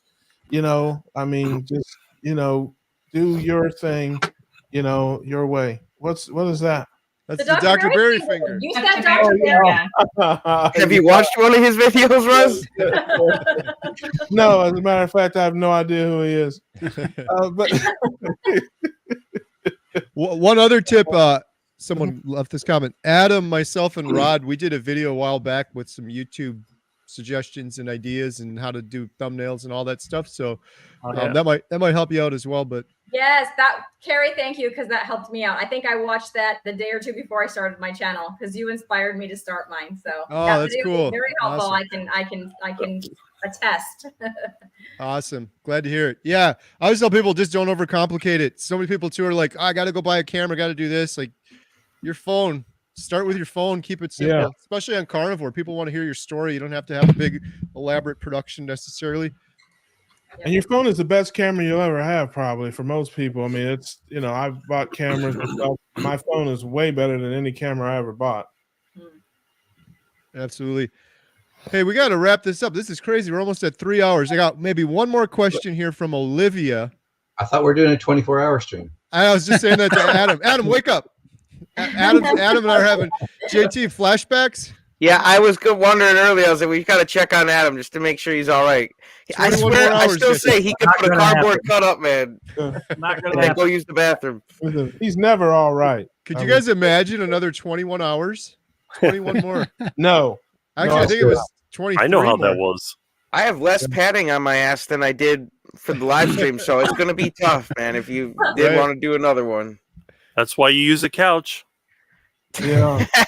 There you go. But you can't, but that's the problem though. You can't do another 20. That's already been done. Right. You gotta go 36. You gotta go at least 25. Right. Well, we did 27 last time. Yeah. We did 27. So we gotta do at least 30. All right, should we do it? You guys hanging around with me? Let's go. 48 hours if you guys are in. That's a negative, Ghost Rider. All right, well, then we'll take this question here from Olivia. How do you handle being surrounded by sweets, chocolates, cakes, fruits, donuts, etc. in the workplace while in early days of Carnivore? It can be frustrating. I can start that one. Start your own business. That's what I do. Ain't nothing around me. Right. This might be kind of cynical, but you could look around and judge people. I don't know if that's probably bad, but seriously, we had this kind of goes back to the last question about children. I think being honest with your kids too, and just telling them. We had a bunch of family over a couple of weeks ago for the weekend, and they were just eating all of the sweets, chocolates, cakes, fruits, donuts the entire weekend. And I took Emma aside, and I'm like, I'm not judging them, but look, like they were all sick. A couple of them had cancer, sadly, heart disease. Heart disease. A guy that was my age in his 40s, a cousin of mine, had a heart attack, and like everyone was aches and pains and ailments and issues. And I just said to Emma, I'm like, there's a reason for that. They're all inflamed. They're eating highly inflammatory food. That's what's going to happen if you keep kind of doing that. So I try not to be a jerk about it, but like looking around in the grocery store, looking around everywhere, you can kind of see a lot of people are unhealthy, and something you can think about when you're surrounded by those things. I'll go ahead and speak so people can get their tomatoes and get their rotten tomatoes and throw them at me. I have a little different philosophy than many, but this is just one crazy lunatic in Jacksonville, Florida's opinion on this thing. Strength takes time to build. Okay, you're not going to be strong. I don't care what it is. If you haven't worked out your whole life and you go into the, you're not going to be strong. Okay, it takes time to build strength over time. I would say, do your best, work to steadily improve. You're a human being. You're not a machine. You're not a robot. Okay, don't beat yourself up. Pick yourself up, and then build and grow. So don't feel like you're a failure because you have a donut, or feel like you're a loser because you had something. Do the best you can, work to get better, and work to build your strength over time. And in time, you'll be lifting every weight in the gym. That's my philosophy. Rick's got the duck head. Awesome. Hey, we got. Is that good Sandra. or bad? Is that good or bad? I don't know what that means, Rick. Is that good or bad? Is that a thumbs up or thumbs down? You just cursed you. You're cursed now. Hey, my solution to all the duck food is simple. Every time they have the fruit, the donuts, and all the other crap, just give them the duck. That's it. Look at JT. See, look at that. He's giving him the duck. Yeah, duck you. That's what I tell. Duck you. Yeah, we don't give a duck over here. That's it. Just when you see that crap, just duck it. That's all. Yeah.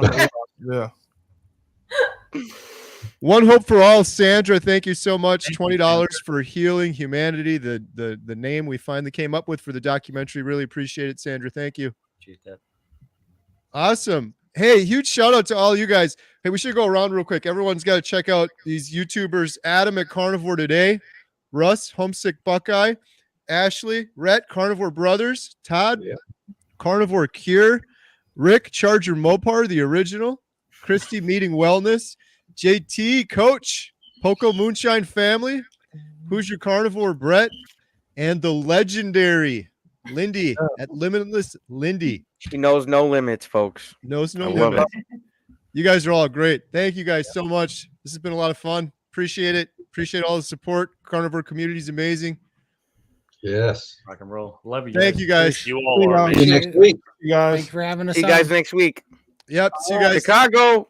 Have a good night. Let's go. All right. Bye, everyone. Appreciate all the Bye. super chats too. Thank you. Bye.